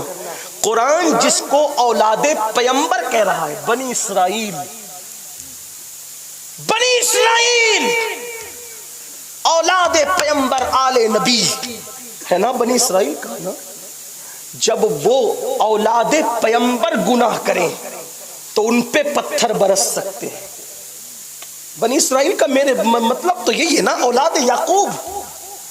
اسرائیل ان کا لقب تھا یعقوب علیہ السلام کا، اولاد یعقوب. نبی کی اولاد اگر بدفعلی کر رہی تو ان پہ پتھر برس رہے. اگر آپ بدفعلی کرو گے تو کیا آپ پہ پتھر نہیں برسیں گے؟ آپ میں سرخاب کے پر لگیں. کس نبی، کون سا نبی، کس نبی سے آپ کس نبی کی اولاد ہو؟ بہت قریبی آپ کس نبی سے اپنا رشتہ جوڑتے ہو کچھ پتہ ہے؟ ان کا تو رشتہ اللہ بیان کر رہے، اولاد یعقوب. انہوں نے بدکاری کی، پتھر برسے. اور سن لو ایک اور بات، ہم نے خدا کی رحمتوں پہ توجہ کی، ہم نے خدا کی غیرت پر توجہ نہیں. بے شک بے شک. جیسے رحمت میں اس کی طرح کوئی نہیں ہے، ویسے غیرت میں بھی اس کی طرح کوئی نہیں. بے شک بے شک. جب قوم لوط نے گناہ کیا، قوم لوط نے، ان کے کیا گناہ تھے قوم لوط کے؟ نمبر 1، مرد مرد کے ساتھ بدفعلی کرتا تھا. اور یہ گناہ مسلمانوں میں، نوجوانوں میں آج ہے.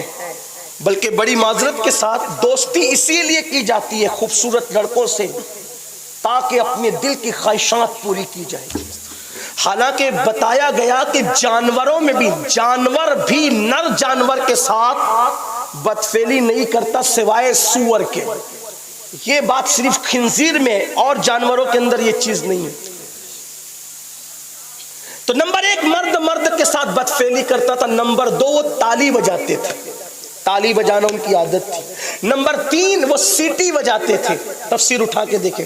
اور نمبر 4 وہ پیٹ کی گیس زور سے ہنسی مذاق میں خارج کرتے تھے. نبی نے ان کو سمجھایا, وہ نہیں مانے تو اس قوم پہ اللہ نے پتھر برسائے. ٹھیک, اب حضرت لوط علیہ السلام کی جو بیوی تھی, تھوڑا دھیان کرنا, میری بہنوں کی بھی توجہ چاہتا ہوں. لوط علیہ السلام کی جو بیوی تھی, میری بہنوں کی توجہ. آج اگر مرد گناہ میں ڈوبا ہے تو عورتیں بھی کچھ گناہ سے پیچھے نہیں ہیں. بڑی معذرت کے ساتھ بے پردگی آج عورتوں کی پہچان بن گئی. برقع پہننے میں شرم آتی ہے. لوگ کیا کہیں گے, لوگ کیا, میں نے کہا لوگ کیا کہیں گے. 2 سال سے تو منہ چھپا کے لوگ بھی پھر رہے ہیں نا. 2 سال سے جو ٹی وی کے چینلوں پہ بیٹھ کے برقعے کا مذاق اڑاتے تھے کہ مسلمان اپنی عورتوں کو منہ چھپا کے رکھواتا ہے, اس کا دم گھٹتا ہوگا, سانس کیسے لیتی ہوگی, گرمی کیا ہوتی ہوگی. میں نے کہا 2 سال میں تو قدرت نے تمہیں بھی منہ چھپانے پہ مجبور کیا نا. تم بھی تو منہ چھپا کر پھر رہے ہو. تم سانس کیسے لے رہے ہو, گرمی کا تمہارا حال کیا ہے. کہا نہیں, بیماری سے بچنے کے لیے ہم منہ چھپا رہے. میں نے کہا ہم منع نہیں کرتے, ہم بھی منہ چھپا کے پھرتے رہے 2 سال تک آپ کی طرح, لیکن جب بیماری سے بچنے کے لیے منہ چھپایا جا سکتا ہے تو کیا آبرو بچانے کے لیے منہ نہیں چھپایا جا سکتا؟ تیرے نزدیک جان ہے, میں ہمارے نزدیک جان سے زیادہ قیمتی آبرو. ہمارے مذہب نے ایک عورت کی عزت کو کتنا بلند کیا ہے. لوگوں کے یہاں عورت کچھ اور بھی ہو سکتی ہے. لوگوں کی عورت کا مطلب برتن دھونا, جھاڑو کرنا, کھانا پکانا. ہمارے عورت کا مطلب صرف برتن جھاڑو نہیں ہے. ہمارے عورت کا مطلب ام المومنین عائشہ صدیقہ ہے. ہمارے عورت کا مطلب ام المومنین خدیجۃ الکبریٰ ہے. ہمارے عورت کا مطلب سیدہ طیبہ طاہرہ خاتون جنت فاطمۃ الزہرا ہے. ہمارے عورت کا مطلب جناب سیدہ زینب کبریٰ ہے. ہمارے عورت کا مطلب مریم ہے. ہمارے عورت کا مطلب آسیہ ہے. ہمارے عورت کا مطلب سیدہ آمنہ ہے. واللہ یہ وہ خواتین ہیں, ان کی عظمتوں کا عالم یہ ہے کہ دامن نچوڑ دے تو فرشتے وہ. عظمتوں کا عالم یہ ہے. اگر عورت ہمارے یہاں عائشہ صدیقہ کی شکل میں ہے, اگر عورت ہمارے یہاں عائشہ صدیقہ کی شکل میں ہے تو عورت وہ ہے کہ ام المومنین عائشہ صدیقہ کے بستر پر قرآن کی آیتیں نازل ہوتی ہے. اللہ اکبر. نبی جب عائشہ صدیقہ کے یہاں ہوتے, ام المومنین کے یہاں, ان کے بستر پہ قرآن نازل ہوتا. اس اعتبار سے میں اپنے ذوق سے کہتا ہوں کہ بستر عائشہ رشک طور ہوا. بستر عائشہ رشک طور ہوا کیونکہ طور پر موسیٰ آتے ہیں اور طور پر توریت آتی ہے. لیکن یہ عائشہ صدیقہ کا بستر ہے کہ جہاں پر جانے موسیٰ محمد رسول اللہ آتے ہیں اور وہاں توریت نہیں بلکہ قرآن آتا ہے. عورتوں کی شان ہمارے یہاں یہ ہے. ہاں, اگر عورت ہے تو وہ سیدہ زینب ہے. بھائی کی شہادت پر پوری امانت اسلام کی مدینے تک لانے والا کوئی مرد نہیں بلکہ عورت سیدہ زینب. امام زین العابدین کو اپنے کندھوں پہ اٹھا کے لانے والا کوئی مرد نہیں, وہ سیدہ زینب. ایک عورت کتنا بڑا کردار ادا کر سکتی. میں نے لوگوں سے کہا ہمارے عورتوں نے جہاد نہیں کیا لیکن مجاہدین عورتوں نے پیدا کیے. بے شک بے شک. عورتوں نے قیادت نہیں کی لیکن قائدین عورتوں نے پیدا کیے. عورتوں نے آسمان کے سورج کی شعاؤں کو گرفتار نہیں کیا, لیکن جنہوں نے سورج کی شعاؤں کو گرفتار کیا ان کی تربیت کرنے والی عورتیں. واہ واہ واہ واہ واہ. ہاں. سبحان اللہ سبحان. کسی عورت نے نیزے پہ قرآن نہیں سنایا، لیکن جس نے نیزے پہ قرآن سنایا اس کو اس قابل بنانے والی زندہ باد زندہ باد زندہ باد زندہ باد زندہ. اگر ماں فاطمہ ہو تو پھر بیٹا نیزے پہ قرآن سنانے.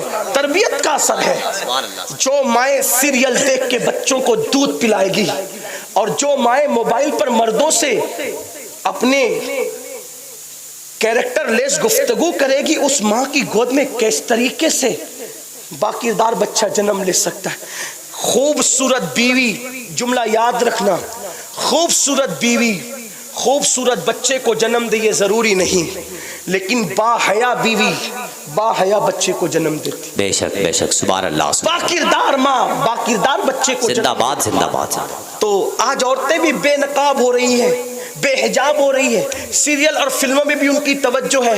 مردوں سے بات کرنا کھلکھلا کر کے ان کے لیے کوئی عیب نہیں، الا ماشاءاللہ. سب عورتیں ایسی نہیں، لیکن ہو رہی ہے. ولیمے میں، شادیوں میں بے دھڑک عورتیں بے پردہ جا رہی ہیں. میں کہتا ہوں جو مذہب عورت کو مسجد میں آنے سے روک دے، اس مذہب کی ماننے والی عورتیں ولیمہ میں بے پردہ کیسے زندہ جائیں؟ باد زندہ باد زندہ باد. اور کوئی روکنے کے لیے تیار بھی نہیں. سبحان اللہ سبحان اللہ. مسجد سے بڑھ کر کوئی اور محفوظ جگہ ہے؟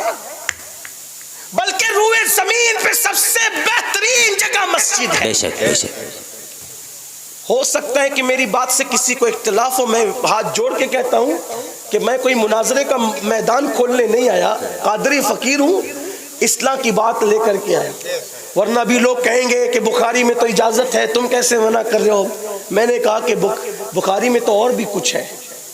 ابھی میں اس کا عنوان کھولوں گا تو پھر لوگوں کو برا لگے گا، لیکن میں ابھی وہ سب نہیں کھولتا. مجھے اصلاح کے لیے بٹھایا گیا. بے شک بے عنوان یہی ہے. شک. زندہ باد زندہ باد. ورنہ اور بھی چیز ہے. لوگوں کو صرف عورتوں میں کی مسجد کی حاضری پہ بخاری نظر آتی، اور چیزوں پہ نظر نہیں آتی. لوگوں کو ان کو اور چیزوں پہ بھی نظر آنا چاہیے.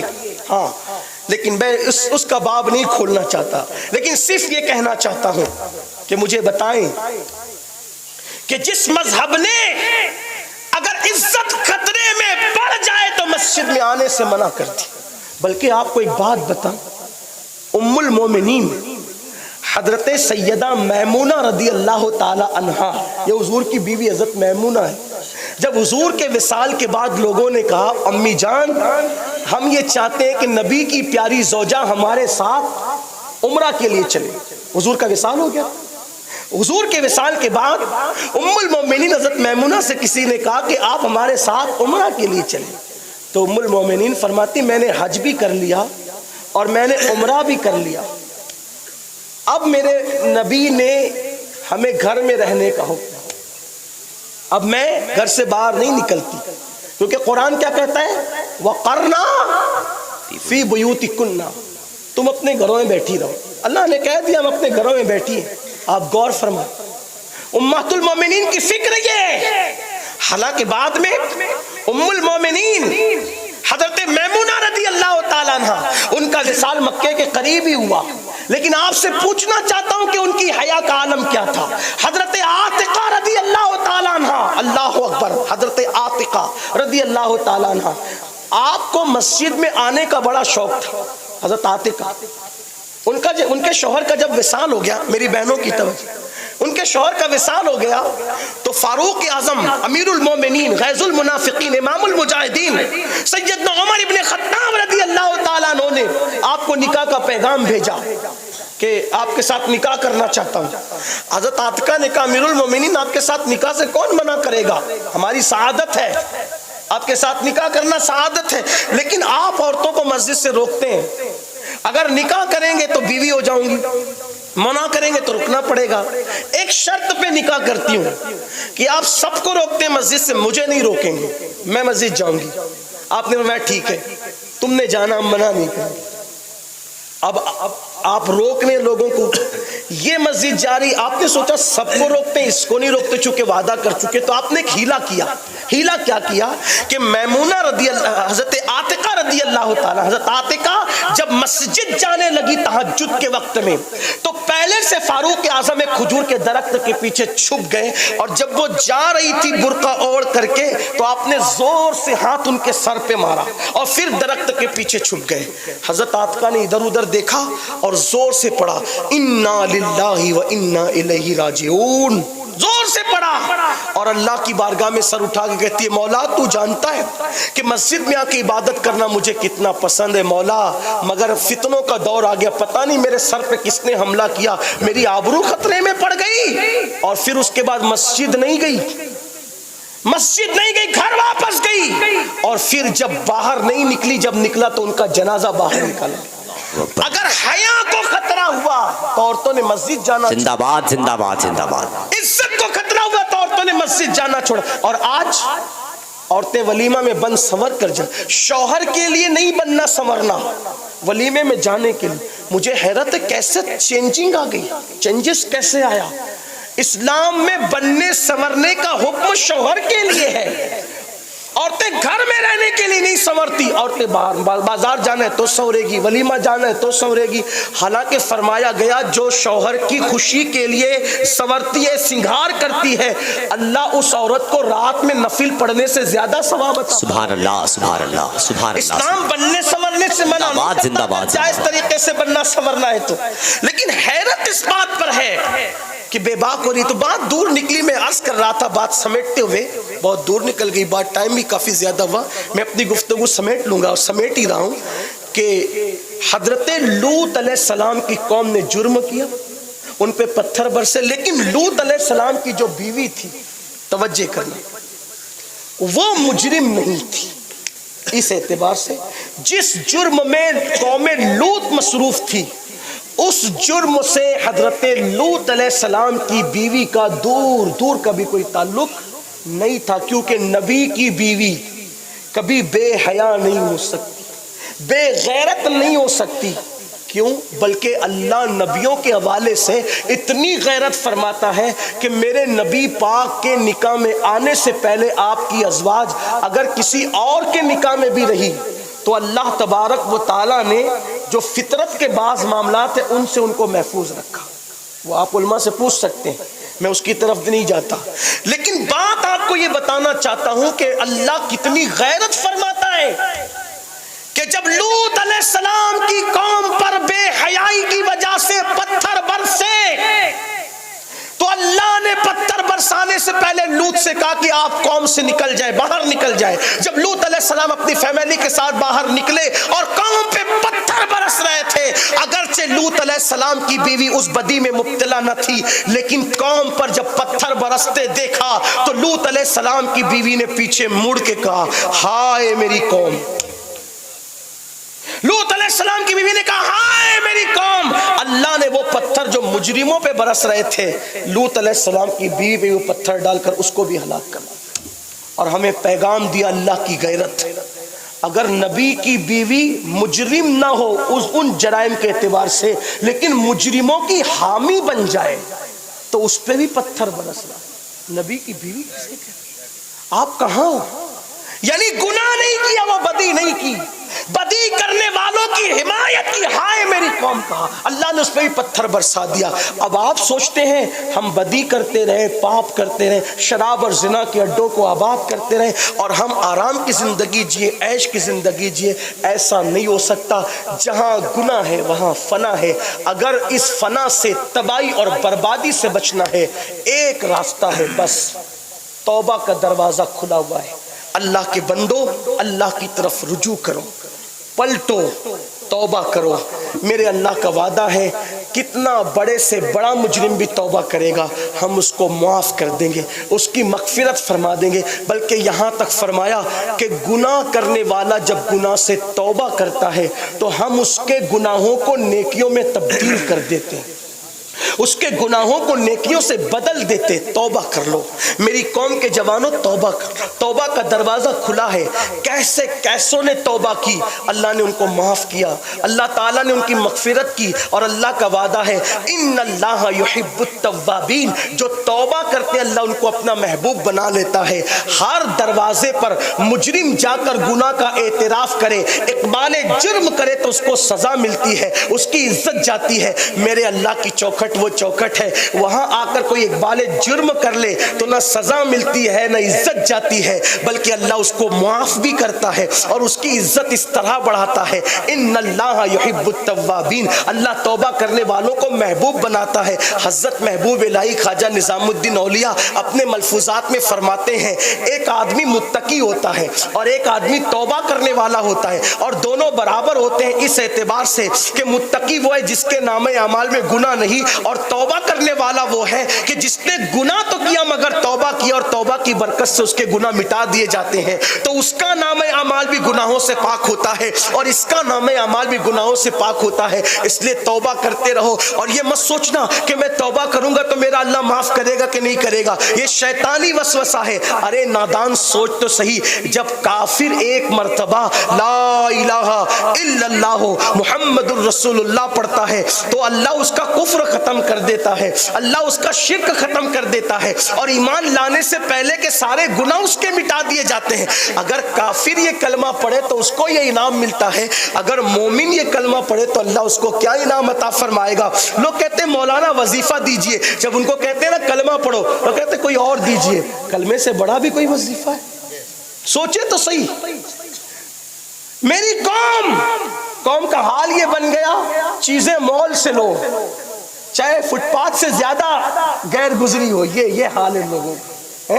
جو آسانی سے مل جائے اس کو نہیں لینا چاہتے، مشکل میں پڑھنا چاہتے، مشقت میں پڑھنا چاہتے۔ میں ملانے کے لیے نہیں کہہ رہا ہوں، صرف سمجھانے کے لیے کہہ رہا ہوں۔ کلمہ زبان پر آسان ہے، جس سے کفر ختم ہو جائے وہ کلمہ طیبہ ہے، جس سے شرک جیسا جرم مٹ جائے وہ کلمہ طیبہ ہے۔ اور لوگ کہتے کچھ اور دیجئے، کلمے سے بھی بڑی کوئی چیز۔ آقا فرماتے افضل الذکر لا الہ الا اللہ، بہترین دعا سورۃ الفاتحہ ہے، لیکن ہم اس کی طرف نہیں آتے۔ آئیے توبہ کریں، اللہ کی بارگاہ میں معافی طلب کریں۔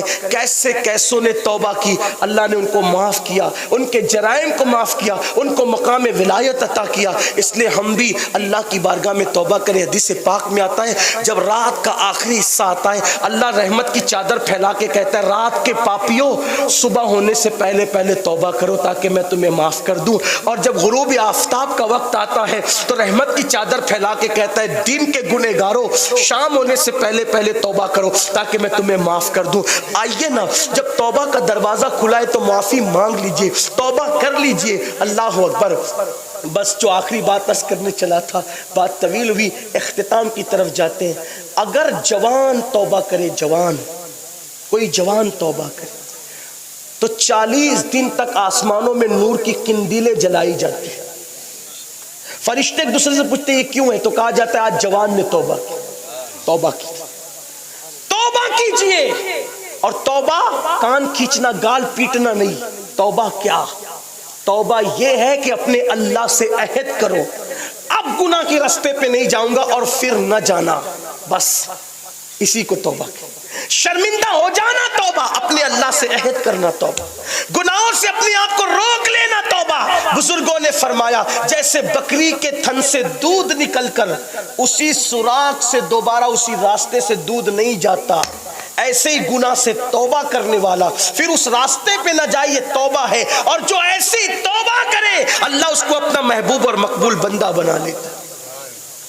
بس وہ جو بات کرنی تھی، یہ ایک شخص ہے، آپ نے نام سنا ہوگا، ان کا نام ہے فضیل بن ایاز۔ ہمارے بزرگوں نے اس کو ایسے ہی پڑھا ہے فضیل بن ایاز۔ وہ شخص جنگلوں میں ڈکیتی کرتے تھے، لوگوں کا مال لوٹ۔ فضیل بن ایاز ایک دن قافلے کے اندر کوئی تلاوت کرنے والا قاری قرآن موجود تھا، وہ تلاوت کرتے ہوئے جا رہا تھا اور اس نے پڑھا کہ کیا آیت پاک کا مفہوم ہے، کیا ابھی وہ وقت نہیں آیا مومنوں کے لیے کہ اللہ کی خشیت سے ان کے دل اللہ کی بارگاہ میں جھک جائیں. کیا وہ وقت مومنوں کے لیے نہیں آیا کہ اللہ کی خشیت سے اللہ کی بارگاہ میں ان کے دل جھک جائیں؟ دل پہ اثر کر گئی بات، چوٹ کر گئی. فضیل نے فوراً کہا بالکل وہ وقت آ گیا، وہ وقت آ گیا، وہ وقت آ گیا. ساتھی آئے، آنے کے بعد کہا فضیل قافلہ آ گیا، بہت زیادہ مال سے لدا ہوا ہے، چلو لوٹیں. فضیل نے کہا اب میں کیا لوٹوں، میں تو خود ہی لٹ گیا، میں کیا لوٹوں کسی کو، اب میں خود ہی لٹ گیا. اب فضیل نہ رہا، فضیل لٹ گیا. کہا کیا مطلب؟ کہ میں نے توبہ کر کے رب کی بارگاہ میں رجوع کر لیا، اب نہیں جانا اس راستے. دیکھو جب تم توبہ کرو گے تو پہلے قدرت ہی تمہیں آزمائے گی کہ تم کتنے پکے ہو. فضیل نے توبہ کی، بڑا قافلہ آ گیا تاکہ بتائیں لوگوں کو جانچ کر کے توبہ ہوئی کہ مکر ہوا. اس لیے کہ جو گناہ کر، جو توبہ کر کے توبہ توڑ دیتے ہیں اللہ پھر معاف کرتا ہے، پھر توبہ توڑ دیتے اللہ پھر معاف کرتا ہے، پھر توبہ توڑ دیتے تو اللہ کی رحمتیں کہتی ہے بندے میرے ساتھ مذاق نہ کر، بندے میرے ساتھ مذاق نہ کر. حضرت مالک بن دینار کہتے ہیں میرے دوست کا انتقال ہوا اور اس کے سینے سے گرم گرم سانسیں نکل رہی تھی. اس نے کہا استغفر اللہ، توبہ کی. اس کے گھر کے کونے سے آواز آئی، کہا بندے بس کر، تو نے بہت توبہ کر کے توڑ دیا، بس کر. اللہ کبھی وہ دن کسی کو نہ لائے خدا کی رحمت روٹ جائے، اللہ کسی سے ناراض ہو جائے، اللہ وہ دن کسی کو نہ لائے. اے میری قوم کے جوانوں، اللہ نے تمہیں جوانی دی، وقت دیا، ٹائم دیا. اللہ کا واسطہ دے کر کہتا ہوں وقت کو ضائع مت کرو. پتہ نہیں کل کی صبح ہم میں سے کون دیکھے گا، کل تو چھوڑو پل کی خبر نہیں، صلاۃ السلام تک کون رہے گا نہیں پتا. توبہ کر لو، بدل جاؤ، تبدیل ہو جاؤ، نکلو گناہ سے ہجرت کر کے اللہ کی طرف آؤ. ہاں میرا اللہ وہ ہے، حدیث قدسی ہے، میرے اللہ نے فرمایا جو میری طرف چل کے آتا ہے میری رحمت اس کی طرف دوڑ کر جاتی ہے. سبحان اللہ سبحان اللہ. تم نے سب کی طرف دوڑا، کبھی اللہ کی طرف بھی دوڑ کے دیکھو. تم نے سب سے پیار کیا، کبھی میرے اللہ سے بھی پیار کر کے دیکھو. تم نے سب سے دوستیوں کا ہاتھ بڑھایا، کبھی اس کی طرف بھی بڑھ کے دیکھو. تم نے سب کے لیے رویا، کبھی اس کے لیے بھی رو کے دیکھو. تم نے سب سے وفا کیا، کبھی اس سے بھی وفا کر کے دیکھو. تم نے سب کی بات مانی، ذرا اس کی بھی بات مان کے دیکھو. آؤ اللہ کے ہو جاؤ، آؤ اللہ کی طرف پلٹ جاؤ، آؤ اللہ کے لیے وقت نکالنے والے بنو. اپنی مصیبتوں میں در در پہ دستک دینے والوں کوئی اپنا نہیں ہے. اگر مصیبتیں آئیں اچھی طرح وضو کرو، رات کی آخری پہر میں مصلی بچھا کے آنسوؤں کی سوگات اللہ کی بارگاہ میں پیش کر کے گڑ گڑاؤ. پھر رحمتوں کی بارش نہ ہو تو کہنا، پھر کرم کی بارش نہ ہو تو کہنا، پھر تمہاری بگڑی نہ بنے تو کہنا. اس لیے کہ سب کو ملتا ہے اسی وحدہ لا شریک کے در سے، اور ہمیں بھی اسی کے در سے ملے گا. آؤ نا سب سے امیدیں باندھنے والوں اپنے رب کی چوکھٹ سے وابستہ ہو جائیں. اللہ اکبر. ارے ایک وقت میں اگر 5 مرتبہ، ایک دن میں 5 مرتبہ کوئی فقیر کسی بخیل کے دروازے پہ جاتا ہے تو بخیل سے بخیل بھی کچھ نہ کچھ دے کے ٹالتا ہے، وہ مکمل 5 بار انکار نہیں کرتا. جب بخیل 5 بار آنے والے کو دے سکتا ہے تو اس جواد و کریم کے بارے میں کیا خیال ہے؟ ایک دن میں 5 بار اس کے دروازے پہ دستک دو گے تو وہ کیوں نہ عطا کرے گا، جبکہ اس کا وعدہ ہے ادعونی استجب لکم، مجھ سے مانگو میں ضرور عطا کروں گا. وہ کہتا ہے ان اللہ لا یخلف المیعاد، اللہ اپنے وعدے کا خلاف نہیں کرتا. لیکن کوئی آئے تو صحیح، اقبال کہتے ہیں ہم تو مائل بکرم ہے، کوئی سائل ہی نہیں، راہ دکھلائے کسے راہ روے منزل ہی نہیں. میری قوم کے جوانوں آؤ اپنے اللہ سے رشتہ مضبوط کریں، اپنے اللہ کے قریب آئیں. اس کا وعدہ ہے جو میری طرف چل کر آتا ہے میری رحمتیں اس کی طرف دوڑ کے جاتی ہے. امتحان لیا اللہ نے، ادھر فضیل نے توبہ کی، ادھر قافلہ آیا، فضیل چلو لوٹو. فضیل نے کہا ہم تو خود لٹ گئے، کیا کسی کو لوٹے، توبہ کر لی میں نے، اب نہیں لوٹوں گا کسی کو. ساتھیوں نے کہا جب ڈکیتی میں آپ ہمارے سردار تھے، ڈکیتی میں سردار تھے، توبہ میں بھی سردار بنی، ہم توبہ کر لی گئی. میر عبد الواحد بلگرامی رحمت اللہ علیہ لکھتے ہیں توبہ کرنے کے بعد چونکہ کچھ لوگ توبہ میں بھی چیٹنگ کرتے ہیں، مطلب کسی کا مال ہڑپ کر لیں گے لاکھوں کروڑ روپیہ، پھر کہیں گے نہیں حج کر کے اب توبہ کر لی. یہ کون سی توبہ ہے؟ پیسے ہڑپ کیے تو وہ واپس بھی تو کرنے پڑیں گے. اگر پتہ ہے نا تو واپس، ایسے نہیں کہ آپ جو وہ پیسے ہڑپ کر کے پھر کہیں ہم توبہ کر لیے، نہیں، اگر ہڑپ کیے تو واپس کرنے پڑے. اور نہیں معلوم ہے تو الگ بات ہے، پھر اس کے لیے آپ کے پاس تو اتنی بڑی یونیورسٹی موجود ہے، حضور محقق کے مسائل جدیدہ سے جا کر بات کریں، علماء سے، ہمارے مفتیان کرام سے جا کے بات کریں، بتائیں گے. اگر نہیں یاد ہے تو کیا کریں، نہیں پتہ ہے تو کیا کریں، وہ بتائیں گے. میں کوئی مفتی بھی نہیں، کوئی صاحب فتویٰ بھی نہیں، فقیر آدمی ہوں، آپ کی گلی میں صدا لگانے آ گیا ہوں کہ چلو اللہ کی طرف رجوع کر لو، بس اتنی سی بات ہے اور کچھ نہیں. فضیل نے جب توبہ کی، میر عبد الواحد بلگرامی رحمت اللہ علیہ لکھتے ہیں، تو ان کو یاد تھا کہ میں نے ایک یہودی کا مال لوٹا تھا، اس کا مال لوٹا تھا. اس کے گھر گئے، بھائی کا مال تو سب ختم ہو گیا، کھا پی کر لوگوں نے لوٹ برباد ہی کر دیا سب، اب کچھ ہے نہیں، ایک کام کرو معاف کر دو. اس نے کہا دیکھ بھائی معاف کرنے کی ایک صورت ہے. کہا کیا؟ کہا صورت یہ ہے کہ میری رقم واپس کرو، میری اشرفیہ سونے کے سکے واپس کرو. کہا حضرت میں تو وہی کہہ رہا ہوں کہ میں ختم، کھا پی کے سب ختم ہو چکا ہے، اب کچھ ہے نہیں، اس لیے معافی مانگنے آیا، ہوتا تو لوٹا دیتے، معافی مانگ رہے ہیں. کہا ٹھیک. وہ یہودی کہتا ٹھیک، کوئی بات نہیں. نہیں دے سکتے نا تم سونے کی اشرفیاں، سکے نہیں دے سکتے؟ کہا نہیں، مٹی کی بنا کے دے دو، مٹی کی دے دو، ہم قبول کر لیں گے، مٹی ہی کی دے دو. انہوں نے کہا بات تو بھائی بہت سستا سودا ہے، سونے کی لے کر لوٹی تھی، ختم کر دیا، وہ مٹی کی مانگ رہا ہے. تو انہوں نے مٹی کی وہ ٹھیکریاں ان کو لا کر کے، یا اس شخص کو لا کر کے دے دی. جب وہ شخص کے ہاتھ میں گئی، اس نے تھیلی کھولا تو کھول کر کے دیکھا کہ وہ سب سونے کی تھی. اس نے کہا کہ یہ میں تو لے چکا، لیکن اب مجھے ہاتھ بڑھائیں اور کلمہ پڑھا کر اسلام میں داخل کریں. آپ نے کہا میں حیران ہوں کہ یہ سونے کی کیسے ہو گئی، اور تو یہودی ہو کہ اب کلمہ پڑھنا چاہتا ہے میرے ہاتھ پہ. اس نے کہا کہ میں نے آسمانی کتابوں میں پڑھا تھا اپنے مذہب کی کہ محمد رسول اللہ کا کوئی سچا غلام اگر وہ سچے دل سے گناہوں سے توبہ کرے گا تو مٹی کو ہاتھ لگائے تو وہ بھی سونا ہو جائے. زندہ باد، زندہ باد، زندہ باد. سبحان اللہ، سبحان اللہ. یہ پیغام لے کے جائے بھائی. سبحان اللہ، سبحان اللہ. توبہ کی برکت ہے یہ توبہ کی برکت. آج ہم توبہ کی طرف اس طرح نہیں جا رہے، لیکن ٹھیک ہے چلے، اتنے بڑے منزل کی توبہ ہم نہیں کر سکتے، کم سے کم مٹی سونا نہ بنے، ہم ہی سونا بن جائیں، ہم ہی قیمتی بن جائیں، ہم ہی اپنے آپ کو بدل دیں. ایسی توبہ کر لیں. اللہ سے دعا ہے کہ اللہ تعالیٰ مجھے آپ سب کو سچی توبہ کی توفیق عطا فرمائے. ہمیں اللہ بدل دے، ہماری نسلوں کو بدل دے، ہماری زندگی میں انقلاب بپا کر دے. اور غوث پاک فرماتے ہیں جو میرا مرید ہے میں اس کو بغیر توبہ کے مرنے نہیں دیتا. میرے مریدوں کو توبہ کے بعد موت آتی ہے. غوث پاک سے اپنی نسبتیں مضبوط کریں، اولیاء اللہ سے اپنی نسبتیں مضبوط کریں. اللہ سے دعا ہے گفتگو کے درمیان اگر کوئی غلطی ہو گئی ہو، میری زبان سے کوئی غیر شرعی جملہ نکل گیا ہو، اللہ مجھے معاف کرے. استغفر اللہ ربی من کل ذنب واتوب الیہ. ابھی صلاۃ السلام ہوگا، دعا ہوگی، اور خاص طور پہ جو مبارک پور اور اطراف میں جو وبا پھیلی ہوئی ہے اس کے لیے ہم خاص دعا کریں گے. لیکن میری گزارش ہے، میں آپ کا مہمان ہوں، آپ سب میرے اہل مبارک پور میزبان ہیں.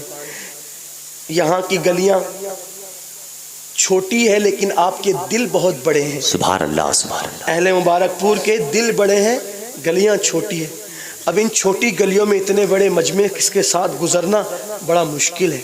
لوگ مسافہ کرنے کے لیے جب وہ دھکے بھی دے رہے ہیں، محبت ہے، قبول ہے، ناخن بھی چبو رہے ہیں، محبت ہے، قبول ہے. لیکن اگر ایسے ہی رہا، میں کہتا ہوں مسافہ کرنا سنت ہے اور مسلمان کو تکلیف دینا یہ حرام ہے. یہ کون سی ہماری بات ہے کہ ہم لوگ مسافے کے لیے نہ بوڑھوں کو دیکھ رہے ہیں نہ بچوں کو دیکھ رہے ہیں. یقین جانے میرا اللہ جانتا ہے کہ مجھ سے مسافہ کرنے کا آپ کا جتنا شوق ہے میرا اللہ جانتا ہے. اللہ کو گواہ بنا کے کہہ رہا ہوں، کوئی دکھاوا ریاکاری نہیں کر رہا ہوں. اس سے زیادہ مجھے شوق ہے کہ میں آپ سے مسافہ کروں. لیکن یہ شوق کیوں ہے پتہ ہے؟ کسی کی پیشانی پہ تھوڑی لکھا ہے کہ یہ اللہ والا ہے. بے شک اتنے بڑے سبحان اللہ مجرم سے میں مصافہ کروں گا، ہو سکتا ہے کسی اللہ والے کے ہاتھ میں میرے ہاتھ چلے جائیں اور اللہ میرے ہاتھوں پہ جہنم کی آگ کو حرام کر دے، تو میرے لیے تو یہ سستا سودا ہے. لیکن بھائی لوگوں کو دھکا دے کر مصافہ کرنا یہ کون سی عقل مندی ہے؟ ابھی میں آ رہا تھا، ایسا دھکا دیا میرے محبت کرنے والے احباب نے، میرا امامہ بھی کھلا اور امامہ گرتے گرتے بچا. اب آپ بتائیں کہ امامہ ہی گر جاتا تو میں کس حالت میں یہاں آتا؟ آپ کی محبتوں کی ہم قدر کرتے ہیں. میں اس پہ اللہ کا شکر ادا کرتا ہوں کہ آپ لوگوں کے دلوں میں اللہ نے محبت ڈالی ہے. لیکن میری گزارش ہے کہ ایک دوسرے کو دھکا دے کے یا تکلیف دے کے، بلکہ ہماری محفلوں کا رنگ ایسا ہونا چاہیے کہ کوئی غیر مسلم دیکھ لے تو ہمارا ڈسپلین دیکھ کر کہے کہ جب غلاموں کا ڈسپلین کا یہ حال ہے تو ان کے نبی کی بات کیا ہوگی. ہمارے کردار سے ہمیں بتائیں. تو میری آپ سے گزارش یہی ہے کہ بہت بڑا مجمع ہے ماشاءاللہ، اللہ آپ کو سلامت رکھے.